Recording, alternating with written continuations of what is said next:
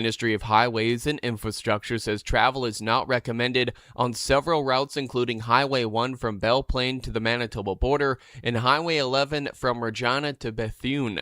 Warnings are also in place for highways near Prince Albert, Humboldt, and Estevan.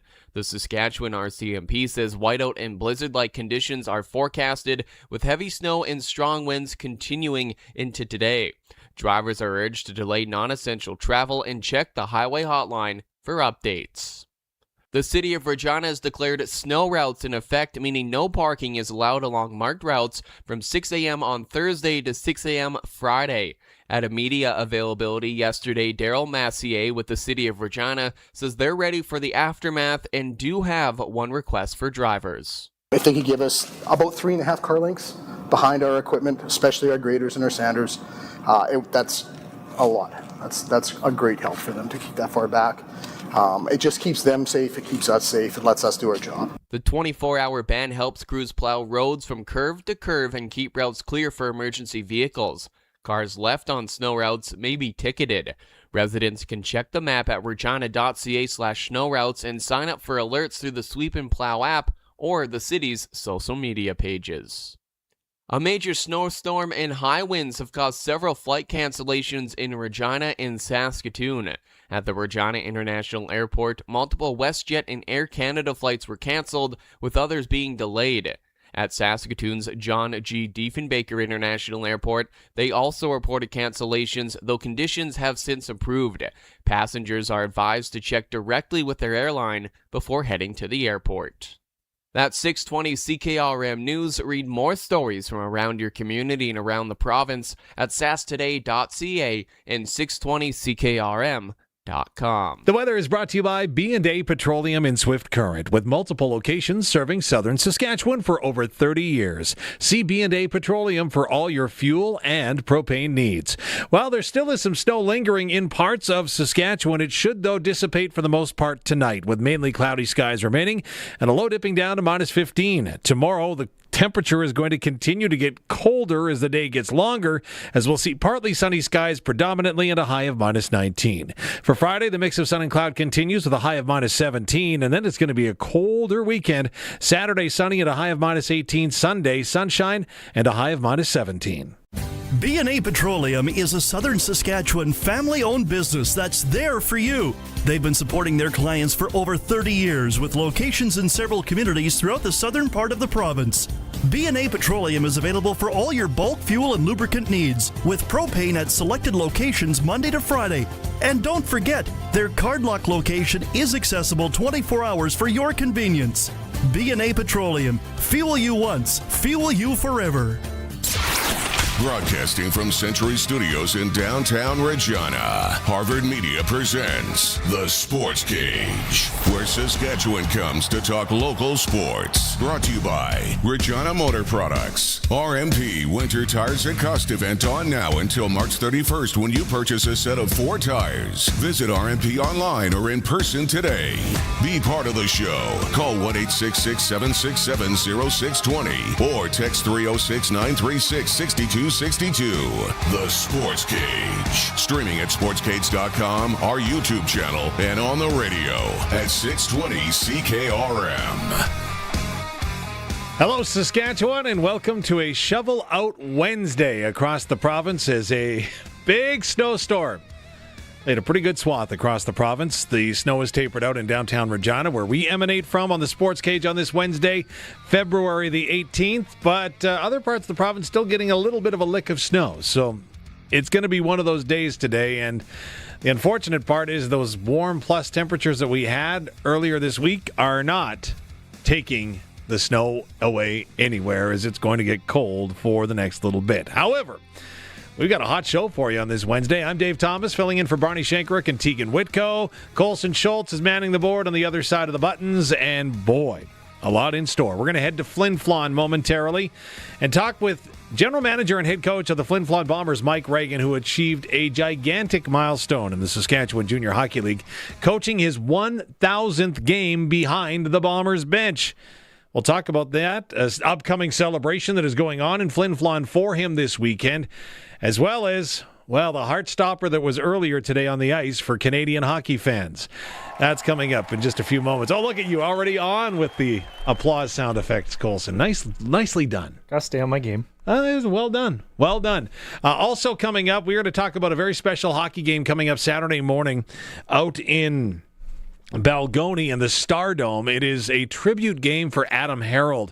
One of the game's organizers and coaches in George Pyne is going to be joining us a little bit later on. We're going to talk some lacrosse on this Wednesday. The Saskatchewan Rush are hot. Yeah, NLL best 9-1 record. We're here from Analyst John Fraser. He will join us before we get to 5 o'clock this afternoon. Plus, your senior hockey report is on the way inside the NHL with Eric Francis. Boy, there's a lot to talk about there. And we will go coast to coast with Arash Madani all before the clock strikes 6 here in Saskatchewan. Okay, you'll see me taking a look to my right. Like, I'm going to get whiplash right away here. You're right. Oh, you're right. My left. Yeah. There's a curling game on right now. Mm-hmm. Some of you may be aware of that. And we're not allowed to provide play-by-play for. Correct. We can tell you that it is a very big shot that is upcoming from Rachel Homan that has got her tournament on the line right now as she is in an extra end against Italy. Was that enough delay? Because, again, contractually, we have to abide by the broadcast procedures and protocols that are in place, and we cannot do live play-by-play, but we can lag behind. That's my understanding of it, yeah. That's what I read. Yeah. And then I stopped reading. So, yeah, I did. I skimmed. Skimmed is probably the best word for it. Well, if you're following the stream on X or YouTube or sportscage.com and you see me put my hands up, that means that Rachel Homan made her shot. Is that appropriate?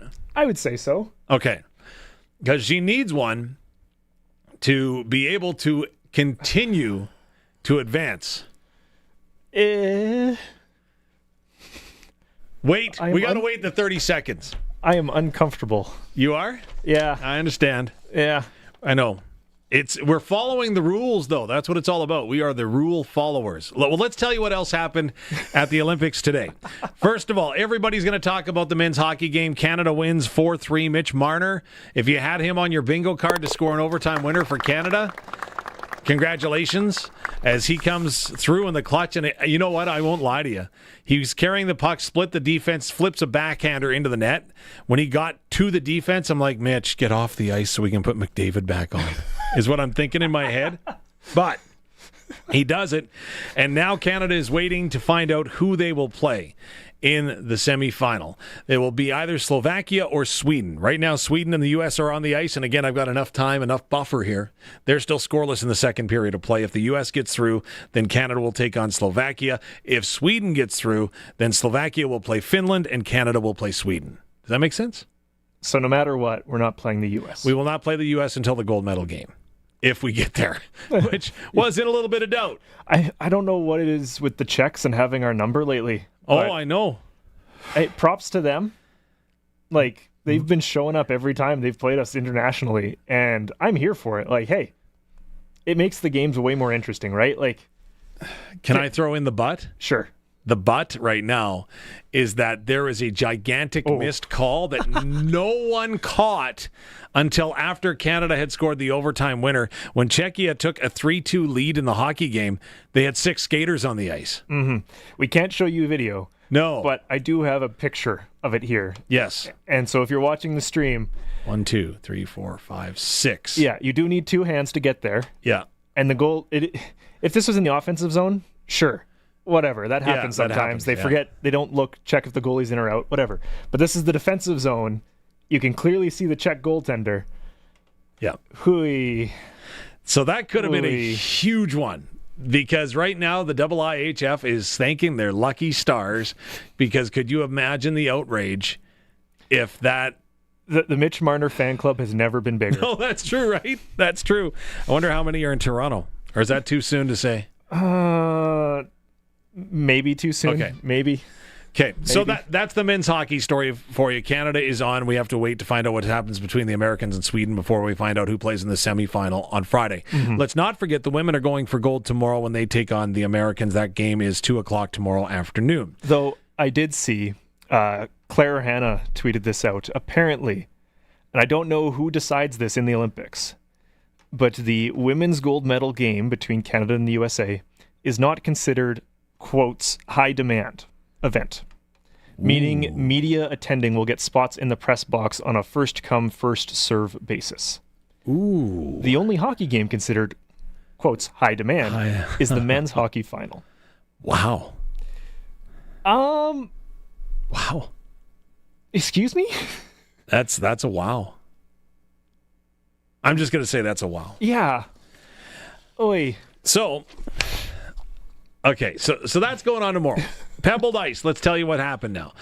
Men, they played Italy this morning. They won 8-3. They finished their round robin against Norway tomorrow. They can finish as high as second in the round robin. They've already secured a playoff spot. Canada, Italy. Rachel Homan just won in an extra end. She drew the button.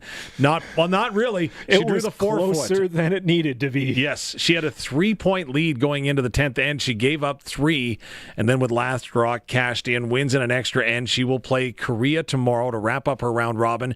She entered the day tied for 4th, or third, however you want to look at it in the standings. The top 4 teams get into the playoffs. She plays Korea, whom she's tied with. So win and you're in to the playoffs for Rachel Homan and Team Canada in women's curling. We did get some medals today. Canada's Stephen Dubois, short track gold in men's 500 meter. The women's 3,000 meter short track speed skating relay team also skated to a bronze today. We now have 14 medals. Not great news for Mark McMorris, unfortunately. Of course, he entered the slopestyle finals this morning in 3rd place. However, he crashed on 2 of his final 3 runs. That ends in 8th spot for him. Again, boy, what a triumphant return just to get back on the slope for the event, I would suggest, after the injury that he sustained in training in Big Skies. So, unfortunately, Mark McMorris of Regina finishes 8th in slope style. So those are some of the things that we're watching today for you. But also, the highlight of the Olympics we have not talked about today. And I can't pull video footage again because they'll block us. Yes, I know. Which is so disappointing. But in the cross-country skiing venue today, at the finish line, there was a dog that got onto the course and was running with the skiers as they made their way to the finish line. Now, I'm seeing it's labeled as a wolf dog, which I'm not sure if that's a breed or if that's a wolf and a dog had a kid, but it looks like a wolf. Yes. So the first time you see it, you go, uh-oh. Mm-hmm. And then you see its tongue out, running around, happy, enjoying life, and you're like, oh, okay. Yes. Ooh, okay. Well, and fans of the Sportscage, this is where you need to help me. Because right away, as soon as I see the breed of dog, see the pictures that are coming in from Italy, the first thing that I think of is, there's a voice, keeps on calling me. The Littlest Hobo.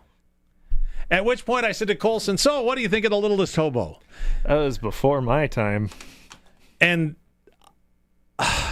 immediately I jumped to the fact that The Littlest Hobo is, if not the best, top 3 best Canadian television programs of all time. I even asked ChatGPT for help on this. Going to the real experts. Absolutely. Now, ChatGPT said the best Canadian television show of all time is Hockey Night in Canada. So obviously there's a little bit of a sporting algorithm happening with my ChatGPT there. It depends on what you're classifying as a TV show, yeah. Mm-hmm. Yeah. But the other nominees that they said that had the most international acclaim was Schitt's Creek, followed by Corner Gas. Very nice. Followed by Degrassi. The entire Degrassi franchise. From Degrassi Street to Degrassi Junior High to Degrassi High to Degrassi The Next Generation. There we go. Littlest Hobo suspiciously did not make that ChatGPT list. There we go. I'm trying to think of a few other ones that are good up there because I remember seeing reruns for, what is it, Murdoch? That was a Mysteries one, right? Murdoch Mysteries. Okay. I seen that one. I don't know how well it was received, of course, but if it's getting reruns, it probably did all right. There's another one that the name is escaping me right now, with a Mountie who is in the States on an international. Due South? There we go, Due South, yeah. I think that was what it was called, right? Yeah, that was it. Yeah, I've seen clips of that as well. Those are a few of the ones that There are 2 BC-based television programs that are Canadian that I can't believe haven't made the list. Okay. I don't know if you would get one or either of them, but we'll get to that in a bit. That's where the Text line, of course, comes in for our friends over at Prairie Land Rentals and Sales since 1986 for big or small jobs. Stop in and deal with the owner. 600 Albert Street. Of course, they've got snow blowers, skid steers, and you need to move it, they'll do it. See them for yourself at Prairie Land Rentals. 306-936-6262. Can you name either of those two BC shows? Or what was the best Canadian television program of all time? Your help is greatly appreciated. But Canada's up to 14 medals. The Canadian men's hockey team won in overtime. Rachel Homan steals a win. Well, I don't know if she didn't steal it. Technically not a steal. She scored a win. Drew for a win. But really should have probably played a little bit. It was more of a freeze than a draw. Yeah, that's true. Very true.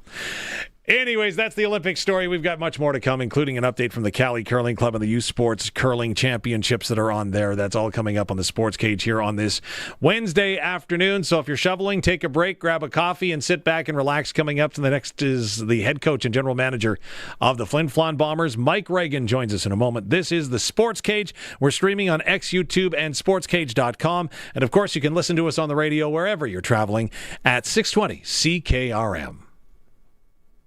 Think about the voices that kept you company on early mornings, late nights, long drives home, the songs you grew up with, the ones you still know every word to, the games you listened to through long summer days and harvest dust. For 100 years, 620 CKRM has been right there with you. And this year, CKRM turns 100. So we're celebrating the only way we know how. Big, bold, and unforgettable. You're invited to 100 Years in One Night. Saturday, July 18th at the Connexus Arts Center, honoring the icons who made CKRM what it is today. Tickets go on sale soon, so keep listening to find out how to get yours. 100 Years in One Night. Brought to you by Whitewood Livestock, YAC Auctions, Connexus Arts Center, Souls Harbor Rescue Mission, Olympic RTMs, Nick's Service in Emerald Park, Linex, and Weyburn Livestock Exchange. Here's to the past, the present, and the night we celebrate it all together. Winter in Saskatchewan tests everything, our patience, vehicles, and sometimes our bumpers. From icy parking lot dings to serious highway mishaps, choosing local matters. At Regina Motor Products Collision Center, we're Saskatchewan owned, run, and we drive these roads too. An SGI accredited full-service collision center working on all makes and models. Submit your SGI claim and book your appraisal. It's easy. When you need repairs you can trust, it's neighbors helping neighbors. Regina Motor Products Collision Center, south at Highways 1 and 6 Albert Street, rmpchevrolet.com. When you play Sports Select, you're part of more than the game. You're backing over 12,000 sport, culture, and recreation groups across Saskatchewan funded through Sask Lotteries. So go ahead, make your picks at sportselect.com, generate your QR code, and lock in your bet at your local Lotto Spot retailer. Every play is 100% legal, and every ticket supports your community. Sports Select. When you're ready to play, bet on the original. Must be 18 plus. Please play responsibly. Back to our regular spot, Pump Jacks Cathedral. You know, I thought Pump Jacks was a kind of boot polish till last month. What are you getting? Kerwin's crispy ribs and a cold pint of local craft. Crispy, meaty, beautiful. You had me at meaty. Plus, we got live music on the weekends, big screens. This place is basically my second marriage. And way cheaper than the first. On the corner of Albert and 13th, Pump Jacks Cathedral Saloon and Steakhouse. Come early, stay late. The place where friends meet. Welcome back to Sportscage. Connect with the show. Call 1-866-767-0620 or text 306-936-6262. Welcome back on the Sports Cage. It is the Wednesday edition. Dave Thomason for Barney Shankrook and Tegan Whitco, and it's time to head out on the Western Pizza guest hotline. Of course, they've got the perfect pie each and every time. Check out Western Pizza today. And boy, we're going up north. We're going to Flin-Tivati, Floniton, or at least the home thereof. Flin Flon, Manitoba, of course, is the home of the Flin Flon Bombers, and general manager and head coach Mike Reagan, kind enough to join us on the Western Pizza guest hotline. Coach, is the heart rate slowed down a little from that Canada game earlier today? Yeah, that was exciting, actually. We just had finished practice and came in, and they were down 3-2, and I was like, oh, my God, 6 minutes left and that. But, yeah, I was really excited. The boys were cheering pretty loud in the dressing room, so a lot of fun. So, in all honesty, if I had told you this game was going into overtime, would you have taken Mitch Marner to score the game winner? We were actually just talking about that as it happened, to be honest with you. And it's funny because I said, if I didn't think that I'd need to change practice time for a quarterfinal game, but it almost came to that point, right? So, hey, awesome finish, gets the heart rate going a little bit, and, I think adds to the excitement for the next game. Jordan Binnington, surprised at all in his performance? He made some stellar saves in the third period. Yeah, I mean, the guy just seems to elevate his play at the most crucial time. So, it's something about certain guys that are able to do that, the ability to, raise your level of play. And thank God, we need that, definitely. You've had the opportunity to go with Hockey Canada and get behind the scenes. How much pressure is there? I just couldn't imagine, no matter any time you've got the Maple Leaf on your chest.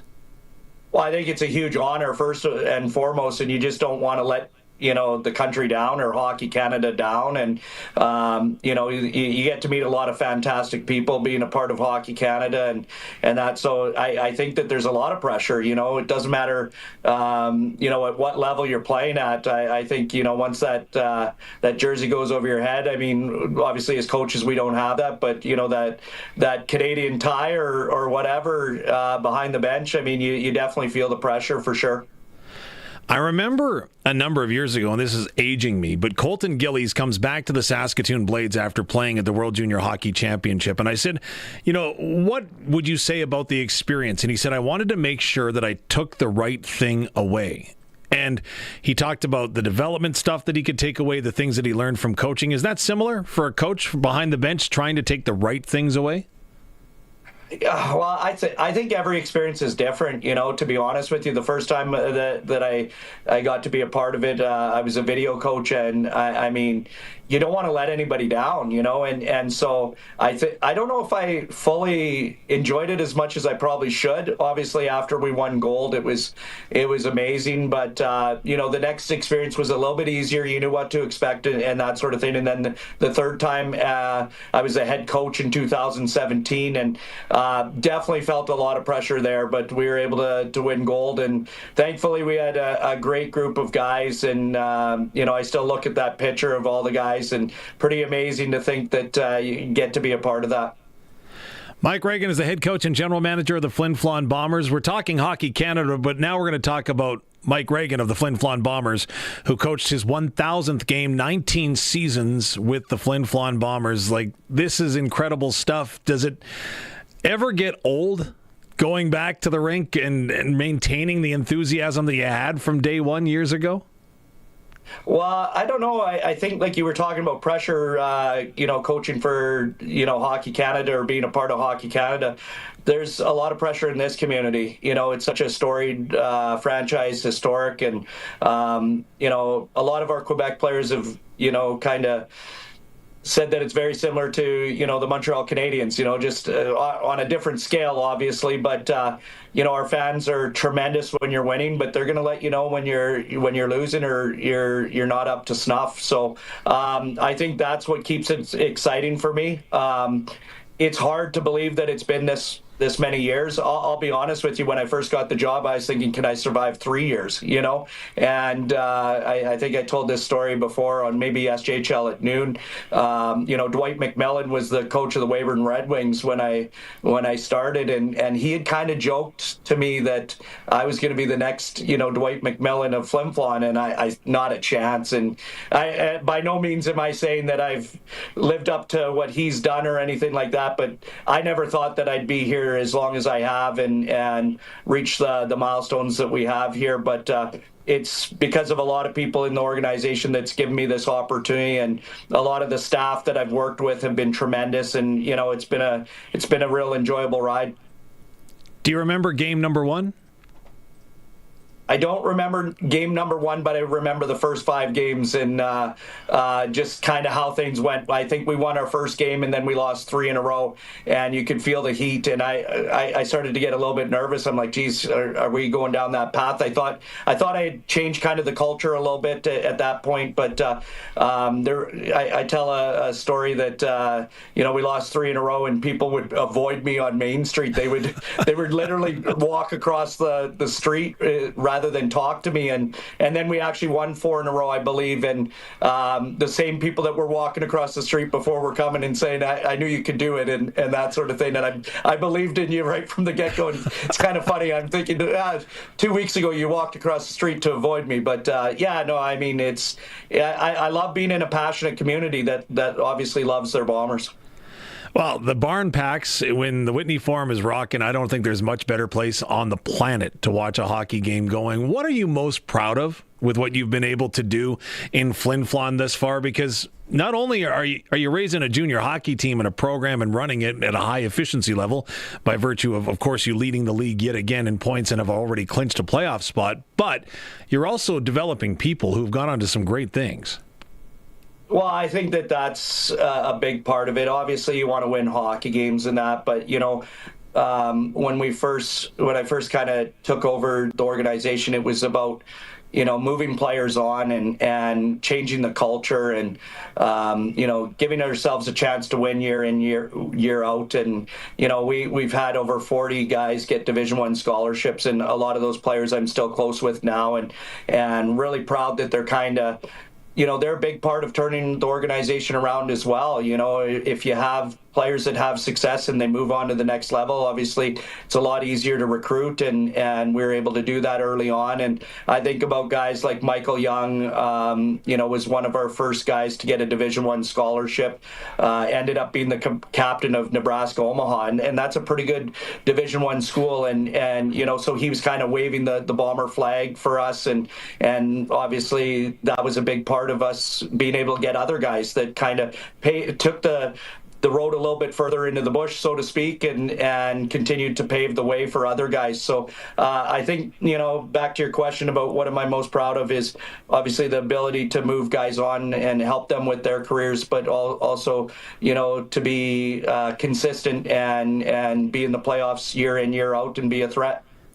Mike Reagan, the head coach and general manager of the Flin Flon Bombers. I know you kind of maybe said it in jest, but maybe it's true as well. The people avoiding you on Main Street when things aren't going well, and then your best friend otherwise. But the level of respect that the community of Flin Flon has for Mike Reagan, is that something that Mike Reagan realizes? Because I know there has to be a lot of trust when you're operating a hockey organization, when you're representing a community, and it has to go both ways. But do you understand that level of admiration that the community has for you?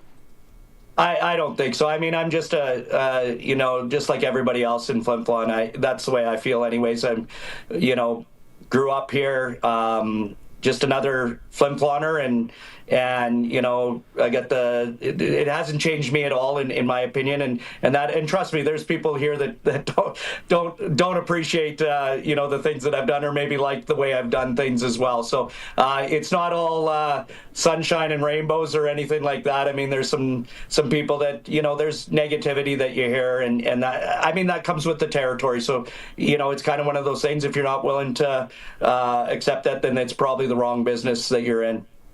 Well, little birdie told me that the community of Flin Flon is going to be celebrating you this weekend for having coached that 1,000th game behind the Flin Flon Bombers bench.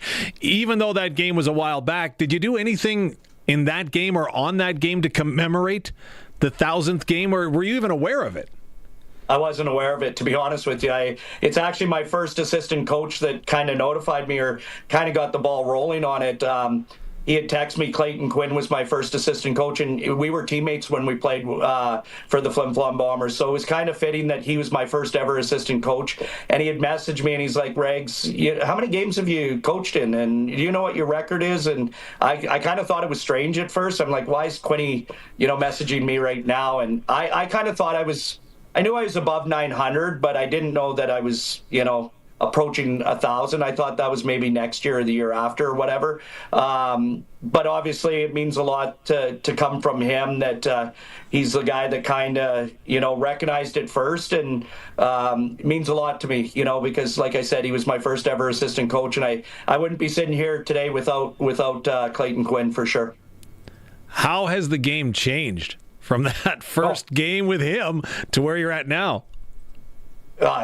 Immensely. I mean, the game, the players, the expectations, how you go about everything. I mean, we were faxing game sheets in after games back then, there was, the video is completely different. How you prepare your players is completely different. The communication with the players, just everything. I could talk for hours about how different it is, but in saying that, I'm kind of one of those guys that, like, if you don't change with the times, you get left behind. So it challenges you every day, and each and every year you're challenged in by the players, and you just got to figure it out. It's funny you mentioned the faxed-in game sheets. I remember a certain number 11 of the Weyburn Red Wings standing outside the office before that game sheet got faxed in, and if there was a blank, all of a sudden number 11 would appear on the score sheet. I don't know how that happened. I'm leaving names out, though. Your team's in a great spot. You've clinched a playoff spot. Things seem to be rolling well. 8 wins in your last 10 games. You're happy with where your team's at, I'd assume? I think we've came a long ways. I'll be honest with you. I didn't think we'd be in the position that we are this year. Going into the season, our leading goal scorer, coming back had 9 goals. Joey Lees, who's our leading point getter right now and goal scorer, only had 5 goals last year. We lost a lot of very good players last year. We had a very young team last year. And going into this year, we knew that we didn't have superstars, so to speak, that we were going to have to do it by committee. And, we got off to a really good start. We were 6-0, and then we lost 6 straight road games. And, all of a sudden you're 6-6. And since then, we were, I think, 28-4-1-1, I think, since then. And, there's been a lot of growing pains early on, but, we're an extremely young team still. And so we really didn't think that we'd be in this position right now. We're kind of looking at next year, which is our 100th anniversary year. We really thought that going into next season was kind of the year that we would be a force and that sort of thing. But, when you have, I think we currently have 18 players, 19 and under. So we're doing it with a young team, and it's a credit to them. The buy-in's been unbelievable. We knew we had some good players, but I didn't think that we would be where we are right now. So obviously that's a pleasant surprise. Is it harder to stay the course? I know we're past and beyond January the 10th, but obviously believing your group goes a long way towards team chemistry and character. For sure. I think when we approached the January 10th deadline, we kind of thought, geez, we got something here, so let's not push every chip into the pot, but we pushed a lot in, and we were able to acquire obviously 3 really good players from the Humboldt Broncos that we felt, again, I go back to, we were the 3rd youngest team before the trade deadline in the league, and we felt like we needed to get a little bit older, so we moved out 2 18-year-olds and brought in a 19 and a 20-year-old to give us more experience, and then we flopped our goaltenders, a 20-year-old for a 20-year-old.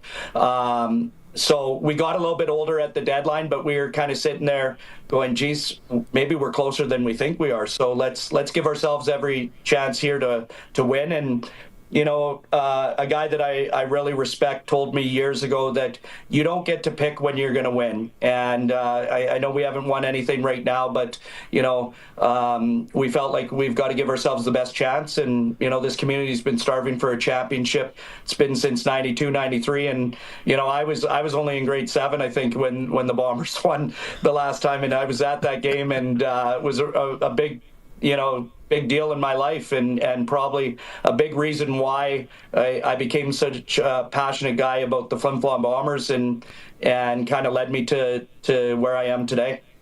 Obviously, having 1,000 games in, you've got the experience to answer the question. As fans, when we are looking at trades and trade deadlines and all that stuff, we see a bunch of names on a piece of paper that might be moving around. You're obviously dealing with people. How do you, and have you ensured that you find the right fit? Because the wrong player coming into the dressing room at a tough time can really go ahead and change your culture in a hurry. Oh, for sure. I think that's the most difficult part of the job.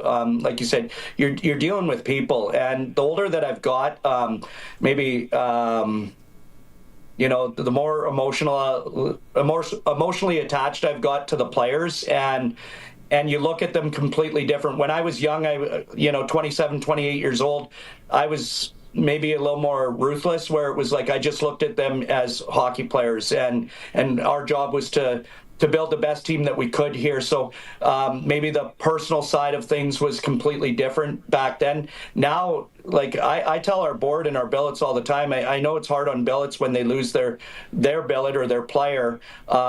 It's harder on us. Like when we've got to bring in a kid that's been very loyal to us and passionate about the organization, and we have to make a trade. You feel for that kid, and it's probably the hardest part of my job. But bringing in guys is exciting as well. And I think for us is you got to do your homework on the character of the kids, and a lot of times we'll touch base with a former coach or someone that knew them, and a lot of times we're making sure that we're doing our homework on the kids' character, number one, and then obviously the ability of the players, important as well. But I think the character is the most important thing. You mentioned the 40 NCAA Division I scholarships, which is fantastic because it's awesome to see kids achieve their goals, which is one of the goals that they have. Has that marker been moved with the changes between NCAA and junior hockey in Canada as far as you've seen thus far? 100%. I mean, the landscape of hockey's changed so much over the last 2-3 years, and I think it's going to change even more over the next 2 years.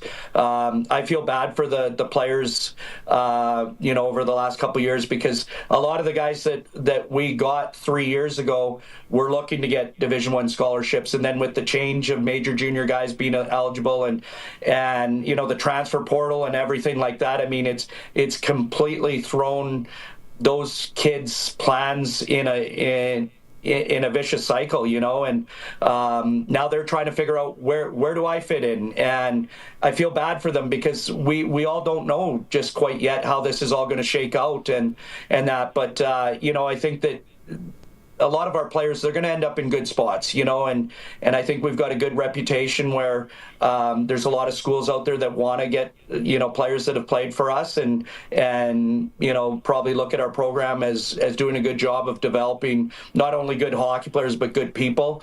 And, at the end of the day, we're trying to find our guys, the best fit possible so that they can further on their career and their life. There's life after hockey, and we want to make sure that we're helping them out in that aspect as well.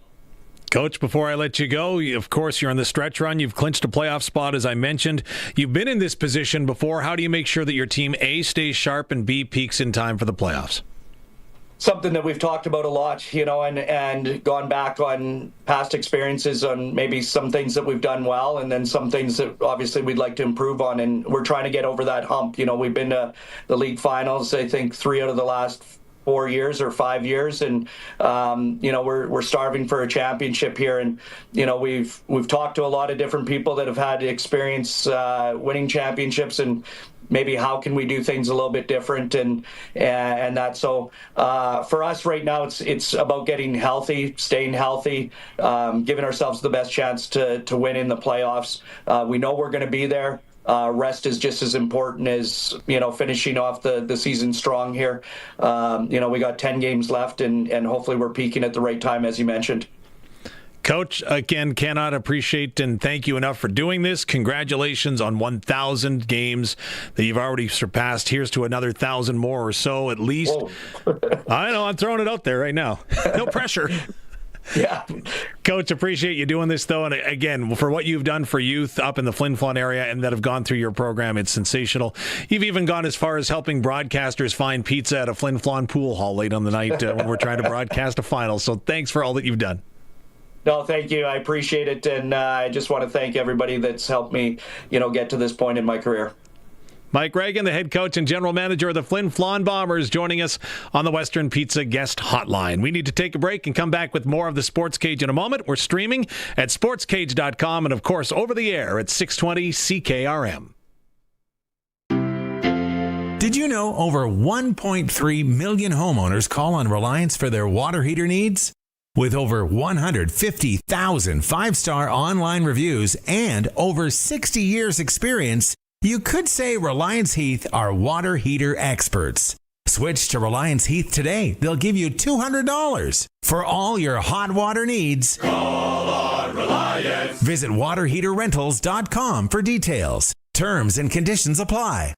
Dan from Croft Electric explains why he is passionate about doing rural electrical work.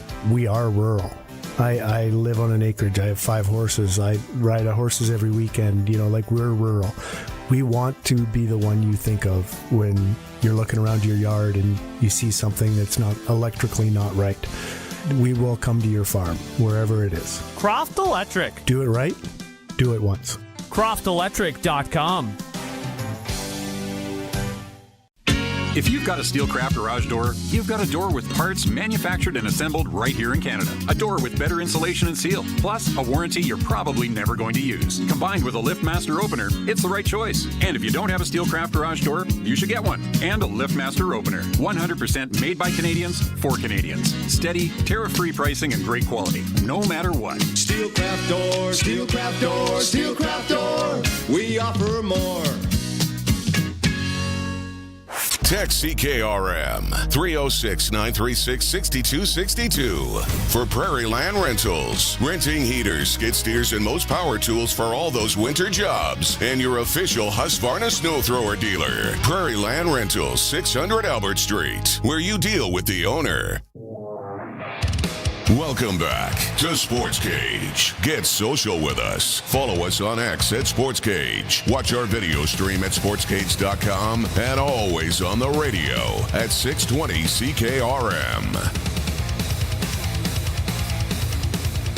Time to head out on the Western Pizza guest hotline as we are pleased to be joined by one of the organizers of a special event coming up this weekend out in Balgony.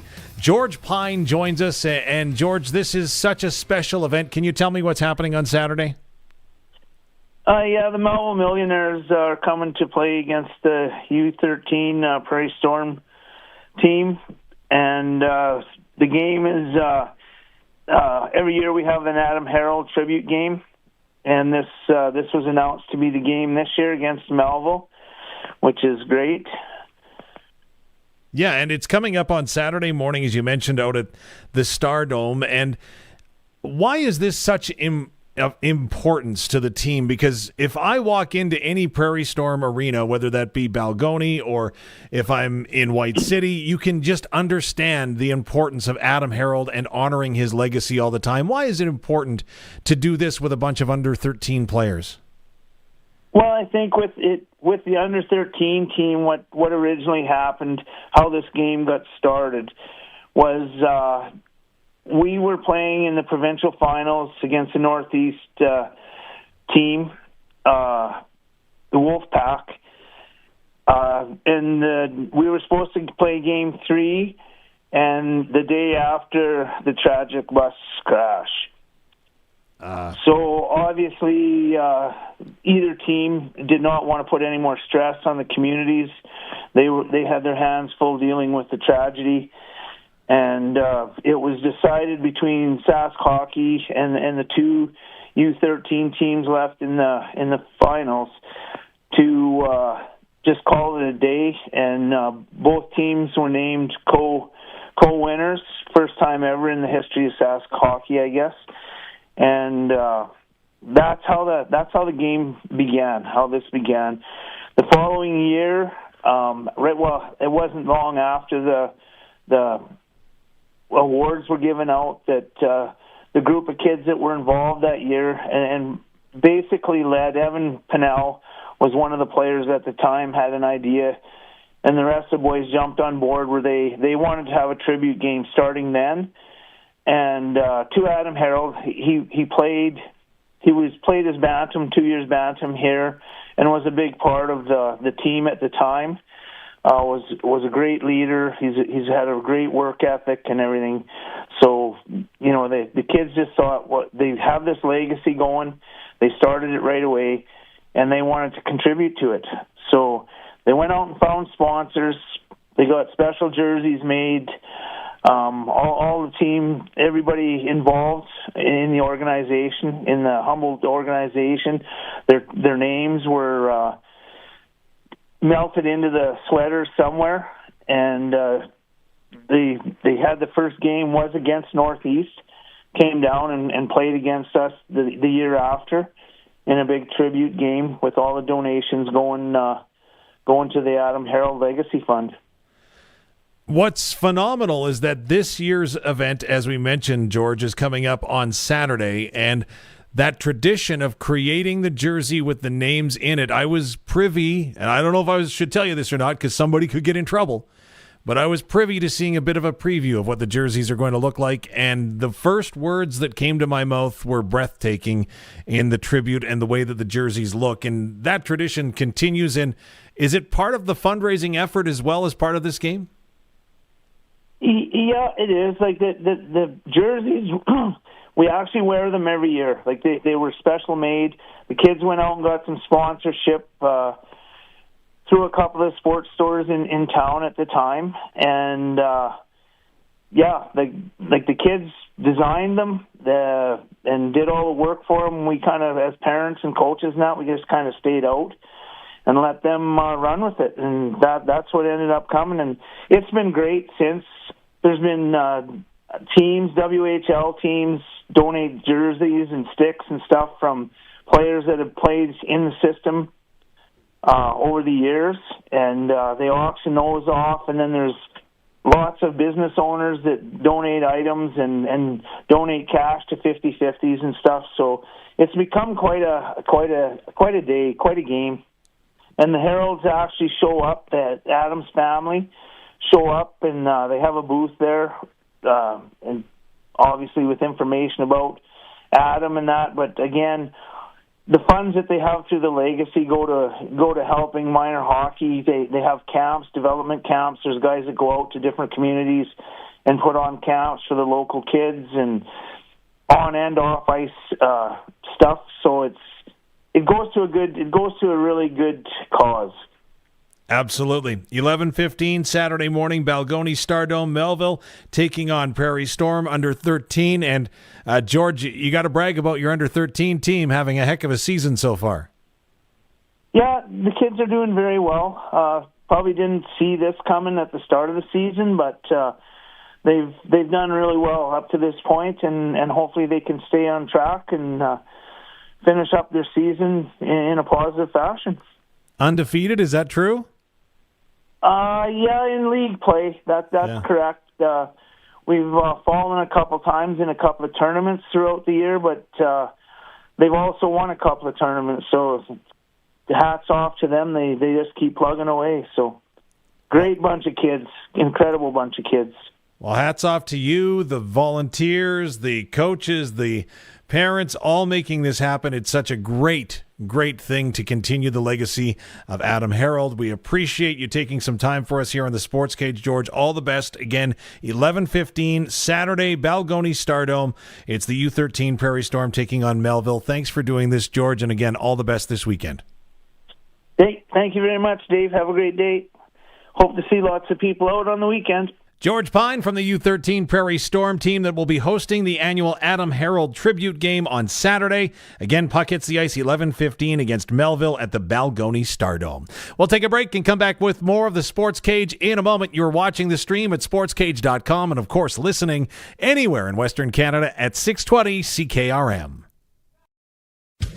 Winter driving is easy, unless you want to stop, or start, or turn a corner. On snow and ice, that takes the right tires. And the right tires are at Quality Tire. Winter tires give you the grip you need to brake faster, handle better, and stay in control when the roads don't cooperate. Don't leave your safety to all-season guesswork. Get ready for real winter driving at Quality Tire, trusted for the road ahead, with 9 locations across Saskatchewan. QualityTire.ca.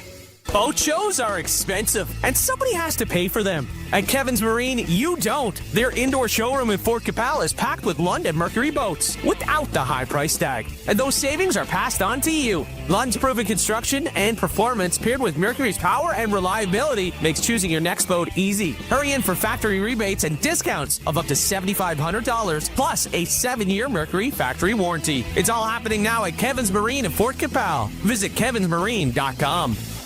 Are you overwhelmed by debt and getting non-stop calls from creditors? It can feel like there's no escape.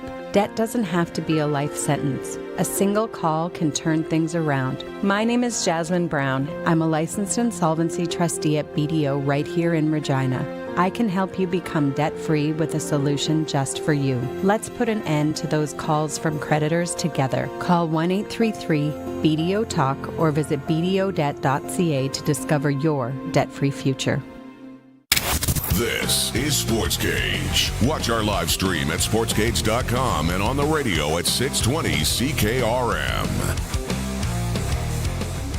We are back on the Sportscage, the Wednesday edition, brought to you by RMP, Regina Motor Products. The RMP Winter Tires at Cost event is on now until March 31st. When you purchase a set of 4 tires, visit RMP online or in person today. Okay, we were talking about Canadian television shows thanks to the Littlest Hobo making an appearance at the Milano Cortina Olympic Games today in the cross-country skiing event, and the shows that Colson has not seen now include Littlest Hobo, but also the most popular choice so far on the Prairie Land Rentals text line at 306-936-6262, and that would be the Beachcombers, Colson. Do you have any knowledge of the Beachcombers? I have not even heard the name before. If that really? Helps. Yeah. Wow. Molly's Reach?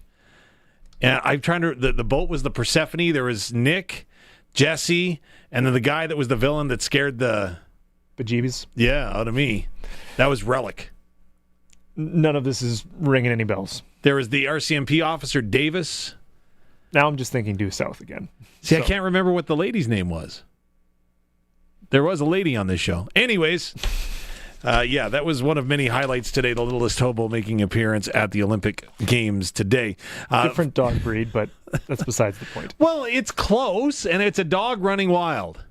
All right, I'll give you that one. See, I tried to bring this hint of Canadiana into my children's lives.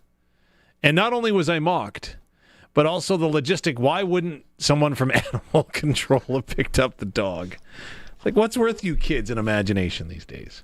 Well, if the dog's hitching a ride on freight trains around Canada, I don't think they're Animal Control's priority. It's not that kind of hobo.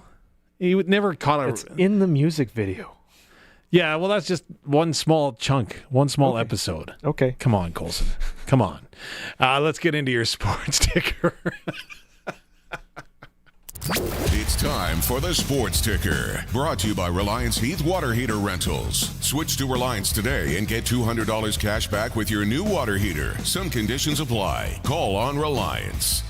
Alrighty, lots to get to on this Wednesday afternoon. First, we start overseas at the Winter Olympic Games. 2-medal day for Canada. We win gold in the short track speed skating. That was Stephen Dubois winning in the 500-meter men's sprint.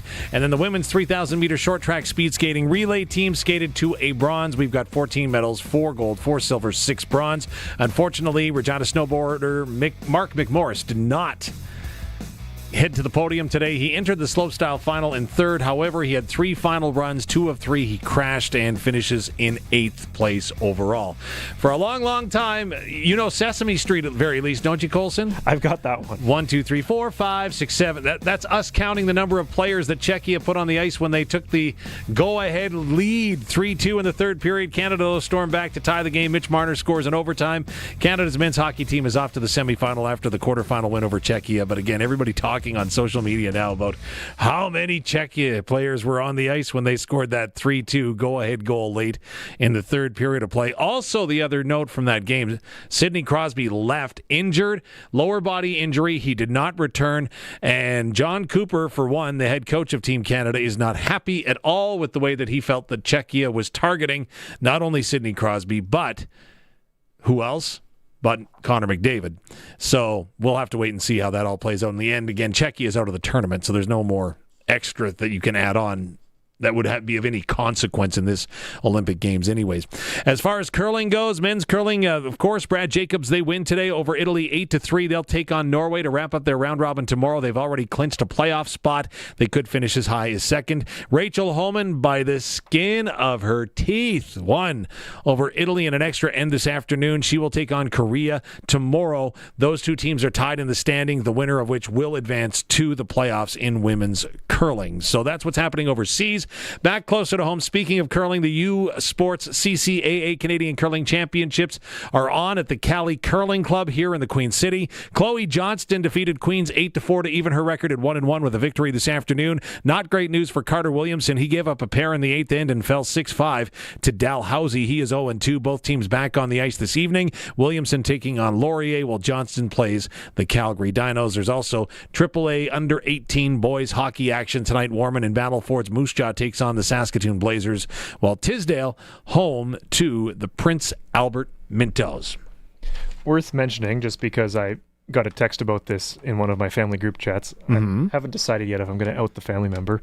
It's a fairly legitimate question. So, my father asked if Crosby's injured. Yes. Would they bring Bedard over? The answer is no, because the roster is set, right? So there's some players who are essentially healthy scratches on the game days, right? Yes. And one of those players will be filling Crosby's spot, assuming he doesn't play. Well, and that's going to be interesting because the options you've got are Josh Morrissey, who sat out after being banged up in the first game of the tournament, if memory serves correct, and then Sam Bennett, who also sat out tonight. Now, both are supposedly dinged up a little bit, too. It's a question of who's dinged up the most then, kind of thing. Yeah, and Crosby's a center. Now, I know there's a lot of people, there's all kinds of centermen on Team Canada, but when you're playing Celebrini, were you really only getting, am I wrong to say that you're only getting offense from Connor McDavid, Macklin Celebrini, and whoever's playing on their wing right now? Because I get it, Marner scored today. So too, you know what, maybe this is the breakthrough that they needed when Suzuki scored as well. Yeah. And again, that was an amazing deflection that he scored. So, again, it was funny if you listen to Chris Cuthbert, who was calling an amazing game. He says, everybody's going off except for Nick Suzuki. Suzuki is going to stay on and try to extend his shift, almost under his breath saying, get off the ice, Nick. You're tired, so we can put McDavid back on. And he wins a board battle, gets the puck back to the point, and then the shot that was going 3 feet wide, he deflects to tie the game at 3.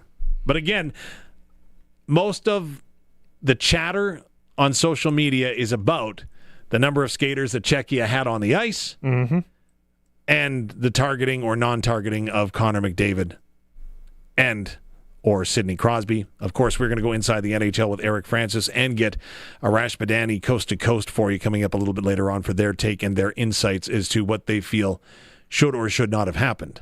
I think the most concerning one, if I was, would be the 6 players on the ice for Czechia. And again, it was pretty blatant. It wasn't a line change in front of the bench. It's at both ends of the ice.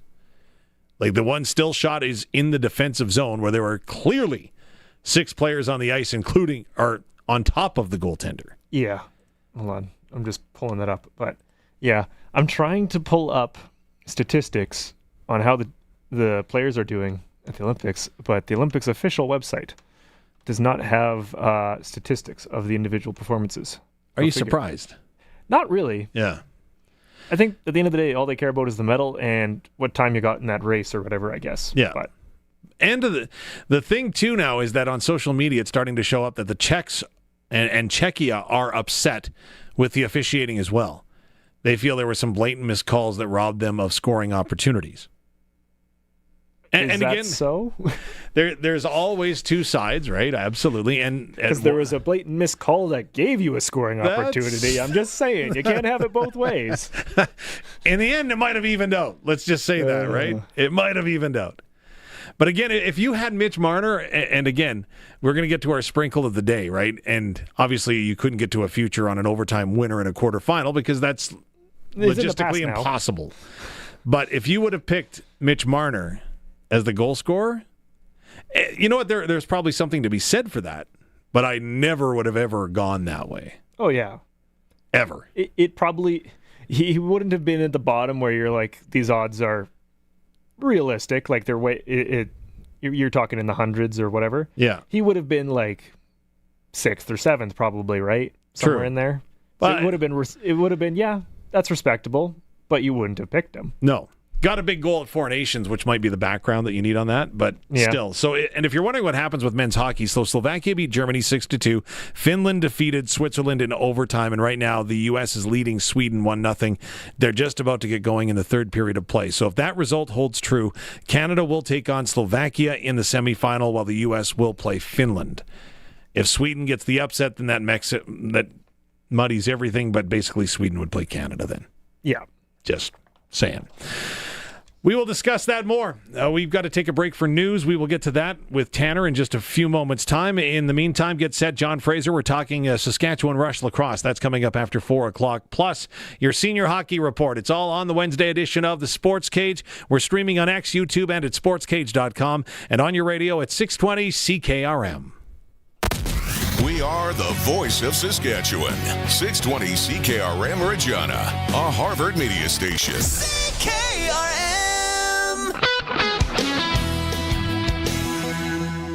It's 4 o'clock. Good afternoon. I'm Tanner Wallace-Scribner from the SaskToday.ca newsroom with your 620 CKRM news for Bronco Plumbing and Heating.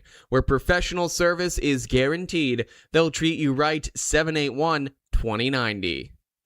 There's still some snow left to fall in the area, giving us the heavy snowfall warning, but once the snow stops, the weather will have an icy chill. Danielle Desjardins with Environment Canada explains. We're going to see temperatures falling to below normal as a ridge of high pressure brings in some colder Arctic air to the province. How far below seasonal? We'll find out in the weather forecast coming up in a couple of minutes. Snowfall warnings remain in effect across much of Saskatchewan as a powerful winter storm moves through the province. Travel is not recommended on multiple highways in central and eastern regions, with covered and partially covered conditions reported across much of the province. The Saskatchewan RCMP is reminding motorists that winter is far from over after a recent stretch of mild weather. Drivers are advised to slow down, keep headlights clear, carry emergency kits, and stay with their vehicles if stranded. Police say if visibility is poor, the safest decision may be to stay home. Regina's snow routes will be in effect for 24 hours starting at 6 a.m. tomorrow, with no parking allowed along streets marked with blue signs with a white snowflake. The city says the ban helps crews clear snow more effectively and keep major roads open for emergency vehicles. Vehicles left on snow routes may be ticketed. Manager of Roadways Seasonal Operations Daryl Massier said if they do get 15 centimeters of snow, it will trigger their residential snowplow. What that means is we call them Category 5 roads. Those are the roads that are in the residential areas. So like your normal 20 blocks of Wallace Street, those types of residential areas. Residents can view the route map and sign up for alerts at regina.ca/snow routes or through the Street Ends Plow app. Severe winter weather has led to flight cancellations and delays at airports in Regina and Saskatoon. Regina's International Airport saw several canceled departures to Calgary, Toronto, and other destinations. Saskatoon's airport also reported cancellations during the height of the storm, but says operations have mostly returned to normal. Travelers are encouraged to confirm flight times with their airlines as changing weather may still cause delays.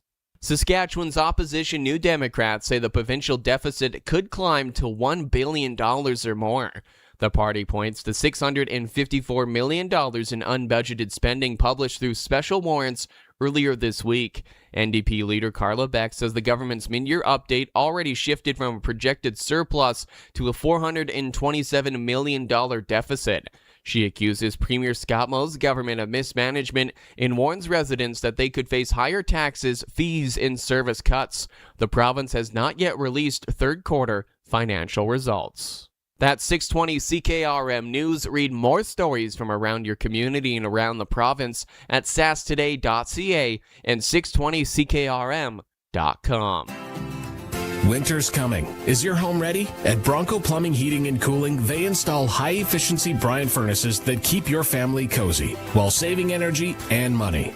Their professional team takes care of everything, from installation to long-term service, so your home stays warm for years to come. Call 781-2090 or visit broncoplumbing.com today. Bronco Plumbing, Heating and Cooling, and Bryant, whatever it takes. The weather is brought to you by Line-X Regina. Serious protection, killer looks. 1865 McCarra Street. While there still is some snow lingering in parts of Saskatchewan, it should, though, dissipate for the most part tonight, with mainly cloudy skies remaining and a low dipping down to minus 15. Tomorrow, the temperature is going to continue to get colder as the day gets longer, as we'll see partly sunny skies predominantly and a high of minus 19. For Friday, the mix of sun and cloud continues with a high of minus 17, and then it's going to be a colder weekend. Saturday, sunny at a high of minus 18. Sunday, sunshine and a high of minus 17. For 40 years, the team from Line-X Regina has been protecting vehicles across Saskatchewan, and we're changing with the times. 3 generations of our family have protected your vehicles. Our business has evolved, and we're not stopping now. The next generation is here. Same family, same commitment, ready for the next generation of truck beds, rocker panels, trailers, bumpers, and running boards in all kinds of colors. Line-X Regina, 1865 McCarra Street, the next generation of protective coatings. Broadcasting from Century Studios in downtown Regina, Harvard Media presents The Sportscage, where Saskatchewan comes to talk local sports. Brought to you by Regina Motor Products. RMP Winter Tires at Cost event on now until March 31st when you purchase a set of 4 tires. Visit RMP online or in person today. Be part of the show. Call 1-866-767-0620 or text 306-936-6262. The Sports Cage. Streaming at sportscage.com, our YouTube channel, and on the radio at 620 CKRM. It's a shovel out kind of Wednesday across the province of Saskatchewan. The snow dissipating right along the little cell that made its way from Lloydminster down into southeastern Saskatchewan. Good luck shoveling. Take breaks often. Those are the 2 key words, and there is some ice under the snow here in Regina after the freezing rain started the whole thing off yesterday afternoon, right at about this time. 24 hours removed, we're still digging out. Lots to get to today. It is the Sports Cage on a Wednesday. Dave Thomas filling in for Tegan Whitco and Barney Shankaruk. Colson Schultz pushing the buttons on the other side of the board. We've been looking at Winter Olympics, hockey, curling, a couple of more medals for us today. We'll dive into that in a little bit. We'll also take a look at senior hockey coming up with your senior hockey report momentarily. It's all for RMP on a Wednesday. But first, let's get back to work, shall we? We've been talking all things like, you name it, Colson, like best Canadian television shows of all time that you've never heard of, right? It seems to be the category. Here's one from the Prairie Land Rentals text line at 306-936-6262. Of course, if you need help digging out, they've got it. They've been around since 1986 for big or small jobs. Stop in and deal with the owner at 600 Albert Street. Fraggle Rock, was that Canadian? I don't recognize it at all. So. Again, another show that you don't know. Millennials. I don't know if I qualify as one of those either. No, but I'm just saying that if you don't know Fraggle Rock, like, we got a problem. Fraggle Rock. Let's see. What does Mr. Google say? It didn't land on the ChatGPT top 5, I'll have you know. Uh-huh. So if ChatGPT says no, then it's definitely a no. An international co-production of Canada, the UK, and the United States. There you go. So it's partly Canadian. Partly. I won't even get into a tariff joke. I'm leaving that there. This all started with the littlest hobo showing up at the Olympics today and the cross-country ski course. I mentioned that because we've got a guest standing by on the Western Pizza hotline. Of course, Western Pizza. Boy, why cook tonight? They'll take care of it for you, whether it's one of your Greek favorites or, of course, the perfect pie every time with that perfect amount of Regina toppings. You'll find out for yourself at Western Pizza. See them online or in person at many locations across Regina. Having said that, on the Western Pizza guest hotline, the lead analyst for the Saskatchewan Rush of the National Lacrosse League, the one, the only, John Fraser joins us. John, please tell me you knew Fraggle Rock and the Littlest Hobo and understand all of this jargon. I certainly do, and I wanted one more to throw out there that my sister, who's younger than me, enjoyed, was YTV's Uh-Oh. There is another one you could put up there. It had kids getting slimed. How could you go wrong, Dave? Wow. Remember that show? You won't remember, Colson. Remember You Can't Do That on Television? It was I do, yeah. That was Canadian, wasn't it? Yes, it was, yeah. Yeah, just bad enough to be classified Canadian. But hey, let's talk sports. Has your heart rate settled down? I can see the Canadian jersey in your background there. Boy, was that a finish. Oh man, it's actually funny. I was up at the team store for the Rush. My kids were getting a little antsy as I was watching down in my basement. And at the team store, they've got like shooting lanes. They can go play hockey, play some lacrosse. I'm like, that's it. Everybody, we're getting in the van. We're going down to the Fez. I watched the game with the staff, and my kids went and blew off some steam. And this is funny. Like, my heart monitor on my watch is going nuts because between the overtime victory over Vancouver and now the overtime win for Canada, my cardiovascular health is looking pretty good these days, Dave. Absolutely. So did you have Mitch Marner on your bingo card for scoring the overtime winner? No, but I did definitely Fraser curse him because I was not talking very kindly about Mitch Marner the entire game, especially in that third period. I went, I think moments before he scored, I even said, why is Mitch Marner of all people out there? And, I was proven wrong, as I so often am. Well, and the last thing is, did you count the number of Czechs that were on the ice when they scored? I didn't. I missed it totally.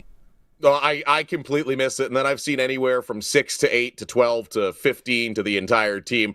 Definitely 6 when the goal was scored for them. Like, how are you as a linesman missing that? Because that's your job. Like, I did a little hockey officiating back in the day. That's your job, is to count the guys on the ice when they score that goal, and the fact that they've got video review and all this stuff, and they still missed it. And then for the coach to come out, Dave, and say, oh, it's like we were playing against 6 men? Come on, buddy. That's classic. Oh. Hey, you also curled too. How many times did you touch the rock before you released it before the hog line? On Monday night, at least twice. It was funny. That's actually been a joke around our Monday night men's league here at the Nutana in Saskatoon. I never thought once about what my hand did after I released a rock until Monday night. And that was a running joke amongst everybody on the ice there. I know me and Saskatchewan curling legend Bruce Cordy were joking about it before the game. I think everybody for the first time in their lives would let a rock go and actually look at their hand going, I guess I do touch the rock sometimes. That's insane. It's completely legal. Remember, completely legal before the hog line, as long as you don't touch the granite. But the problem is what does World Curling describe as the granite? Is it the colored part? Is it the rocky part? There is no clear clarification, so I'm glad that they put it back in the players' hands. And even though there was more drama today, I don't know if you saw Brad Jacobs and Joel Rentorez get into it. Yeah. You're 150 feet away, Dave. Yeah, that's wild. Yeah, I've been enjoying every second of it. If you missed Kirk Myers yesterday, find the podcast. He was well worth the price of admission, standing outside the curling venue in Italy. And he said, you know what? Any publicity is good publicity. So he's all about this. That's 100%. And Kirk's always a great interview. I'm gonna have to fire that up. I was busy at the 9 to 5 yesterday. Let's talk a little bit about 9-1, shall we, when it comes to the Saskatchewan Rush. Of course, the National Lacrosse League and the Rush are on top right now. What has gone right so far this season? Everything. All jokes aside, we knew this team was going to be really good coming into the season, right? This is a team that went to the finals last year and brought back just about everybody. All the core pieces were back. A lot of the young guys got a year older, and nothing has gone off the rails so far. They've had some injury issues, right, which they've overcome because they are a very deep team. I mean, losing Holden Garland's going to be big, but you look at it, Dave, they're top 2 in goals for per game, top 4 in goals against per game, and Frank Chiliano is among the top in every goaltending stat. Like, it's hard to sit there and go, what hasn't gone right for this team this year? So when you look at this team as a whole, are they being fueled by the loss in Game 3 of the finals last year? Is that what the underlying motivation is, or has that team parked that? They parked it at the beginning of the regular season, the beginning of training camp. They basically said, we got to the hill and let's leave this behind us. Let's grow, another year together. Everybody's back. Let's learn from that experience. Let's not dwell on it. And they're not using it as a chip on their shoulder. They know they're one of the best teams in the league. They're one of the oldest teams in the league, and they've got a great mix. They're led by the best coaching staff in the league that's keeping them level-headed and calm. And it's just, that's what they're doing. They know they're good, and they know what the expectation is. The expectation this season is championship or bust, but don't think you're going to be back there this year just because you were there last year. How did the team get old this quickly when you mention that, because it seems like just yesterday they were trading away Mark Matthews to go ahead and inject youth into their lineup. Well, certainly. And I will go ahead and say that is the best trade in NLL history. The fact that they got a pick, they got Adam J., who's a core part of this defense now. They got Zach Mans back in the Mark Matthews trade. It might be one of the most one-sided trades in any level of pro sports, right? But the thing that the Rush do really well is identify their core and keep them together. And you have to think, old in lacrosse is a relative term, right? You're not seeing guys playing to their 40s. You're not seeing, a lot of 38, 39-year-olds out there. Old in lacrosse, per se, is much younger than you and I, Dave, but old is typically 32, 33 these days, right? Now, if you want to feel old, there you go. So, and again, the team they've got guys like Robert Church, who's going to bring that average up, who's been there around the league forever. Frank Chiliano, much that guy. But you've also got this young core of guys that are just creeping up in age, but have been there for a while. I look, Jake Boudreau, might be one of the best transition men in the entire league. You've got Ryan Barnable, another good young piece on defense, guys like Josh Sawada, Brock Haley up front. So you've got those young guys that fit in with the veterans. But yeah, old in the NLL to me is a relative term, because if you watch the way the Rush play, they're more athletic than just about any other team in the league. John Fraser is an analyst with the Saskatchewan Rush. Of course, you can catch the Rush up at SaskTel Center in Saskatoon. Of course, they're also on streaming services, TSN, so on and so forth. But let's turn back to last weekend. And was that a statement weekend for the Rush? They take on the Vancouver Warriors, who come into SaskTel Center, only 2 losses to their name, and really with some big aspirations this year. Was that a big statement for the Rush, or am I maybe making a mountain out of a molehill? You are bang on correct. That was a huge statement for the Rush, because out of any team in the NLL that is built to stop the Rush, it is Vancouver.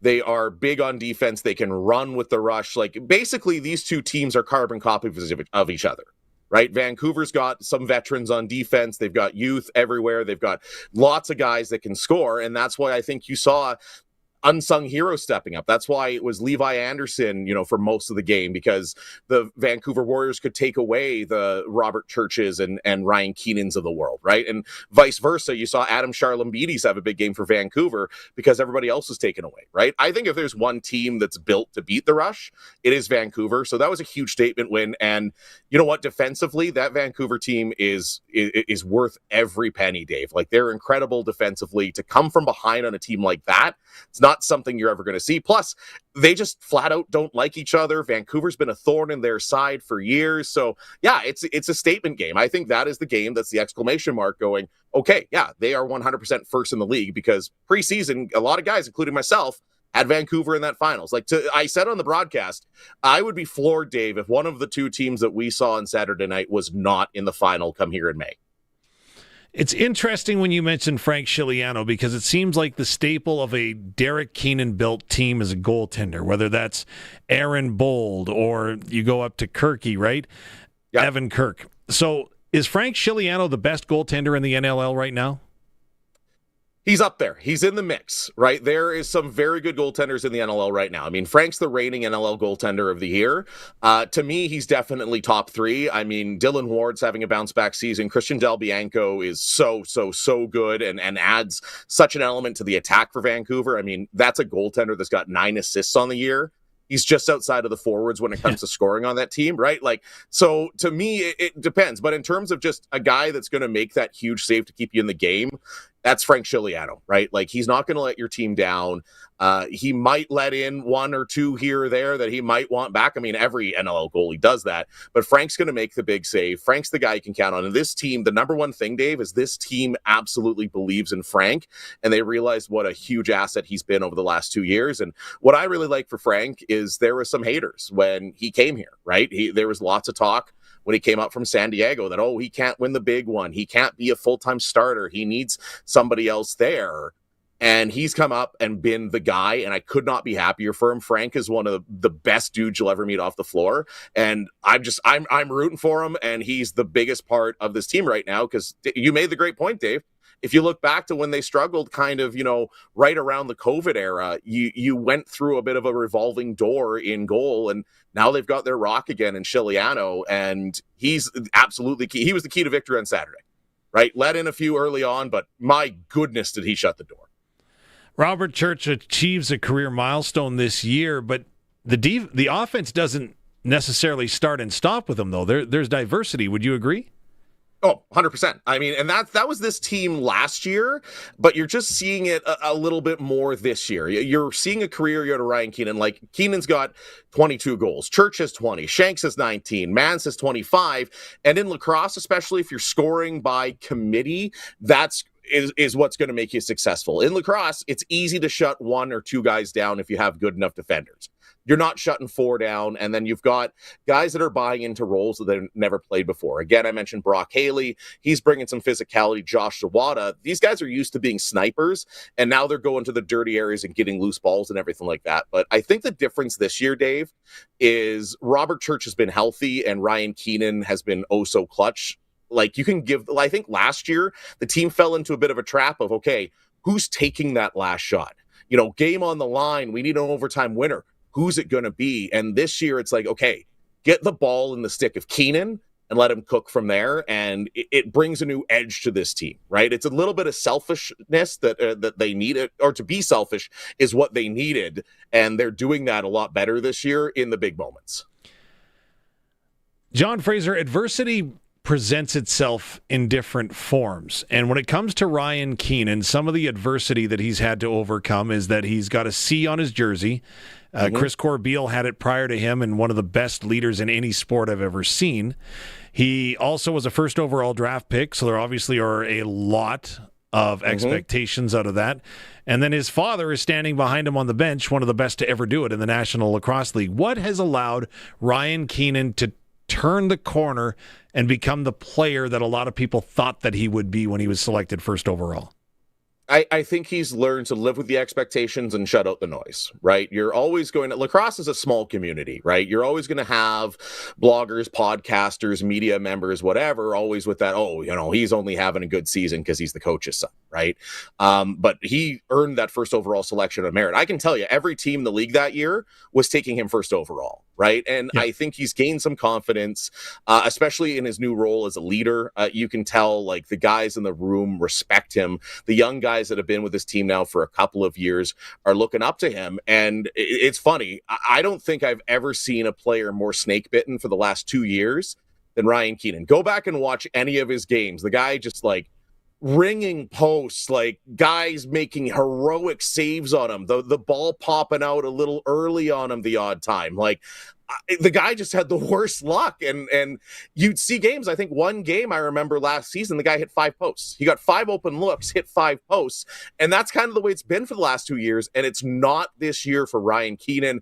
It's like the lacrosse gods are finally like, okay, you can go have your career year again this year.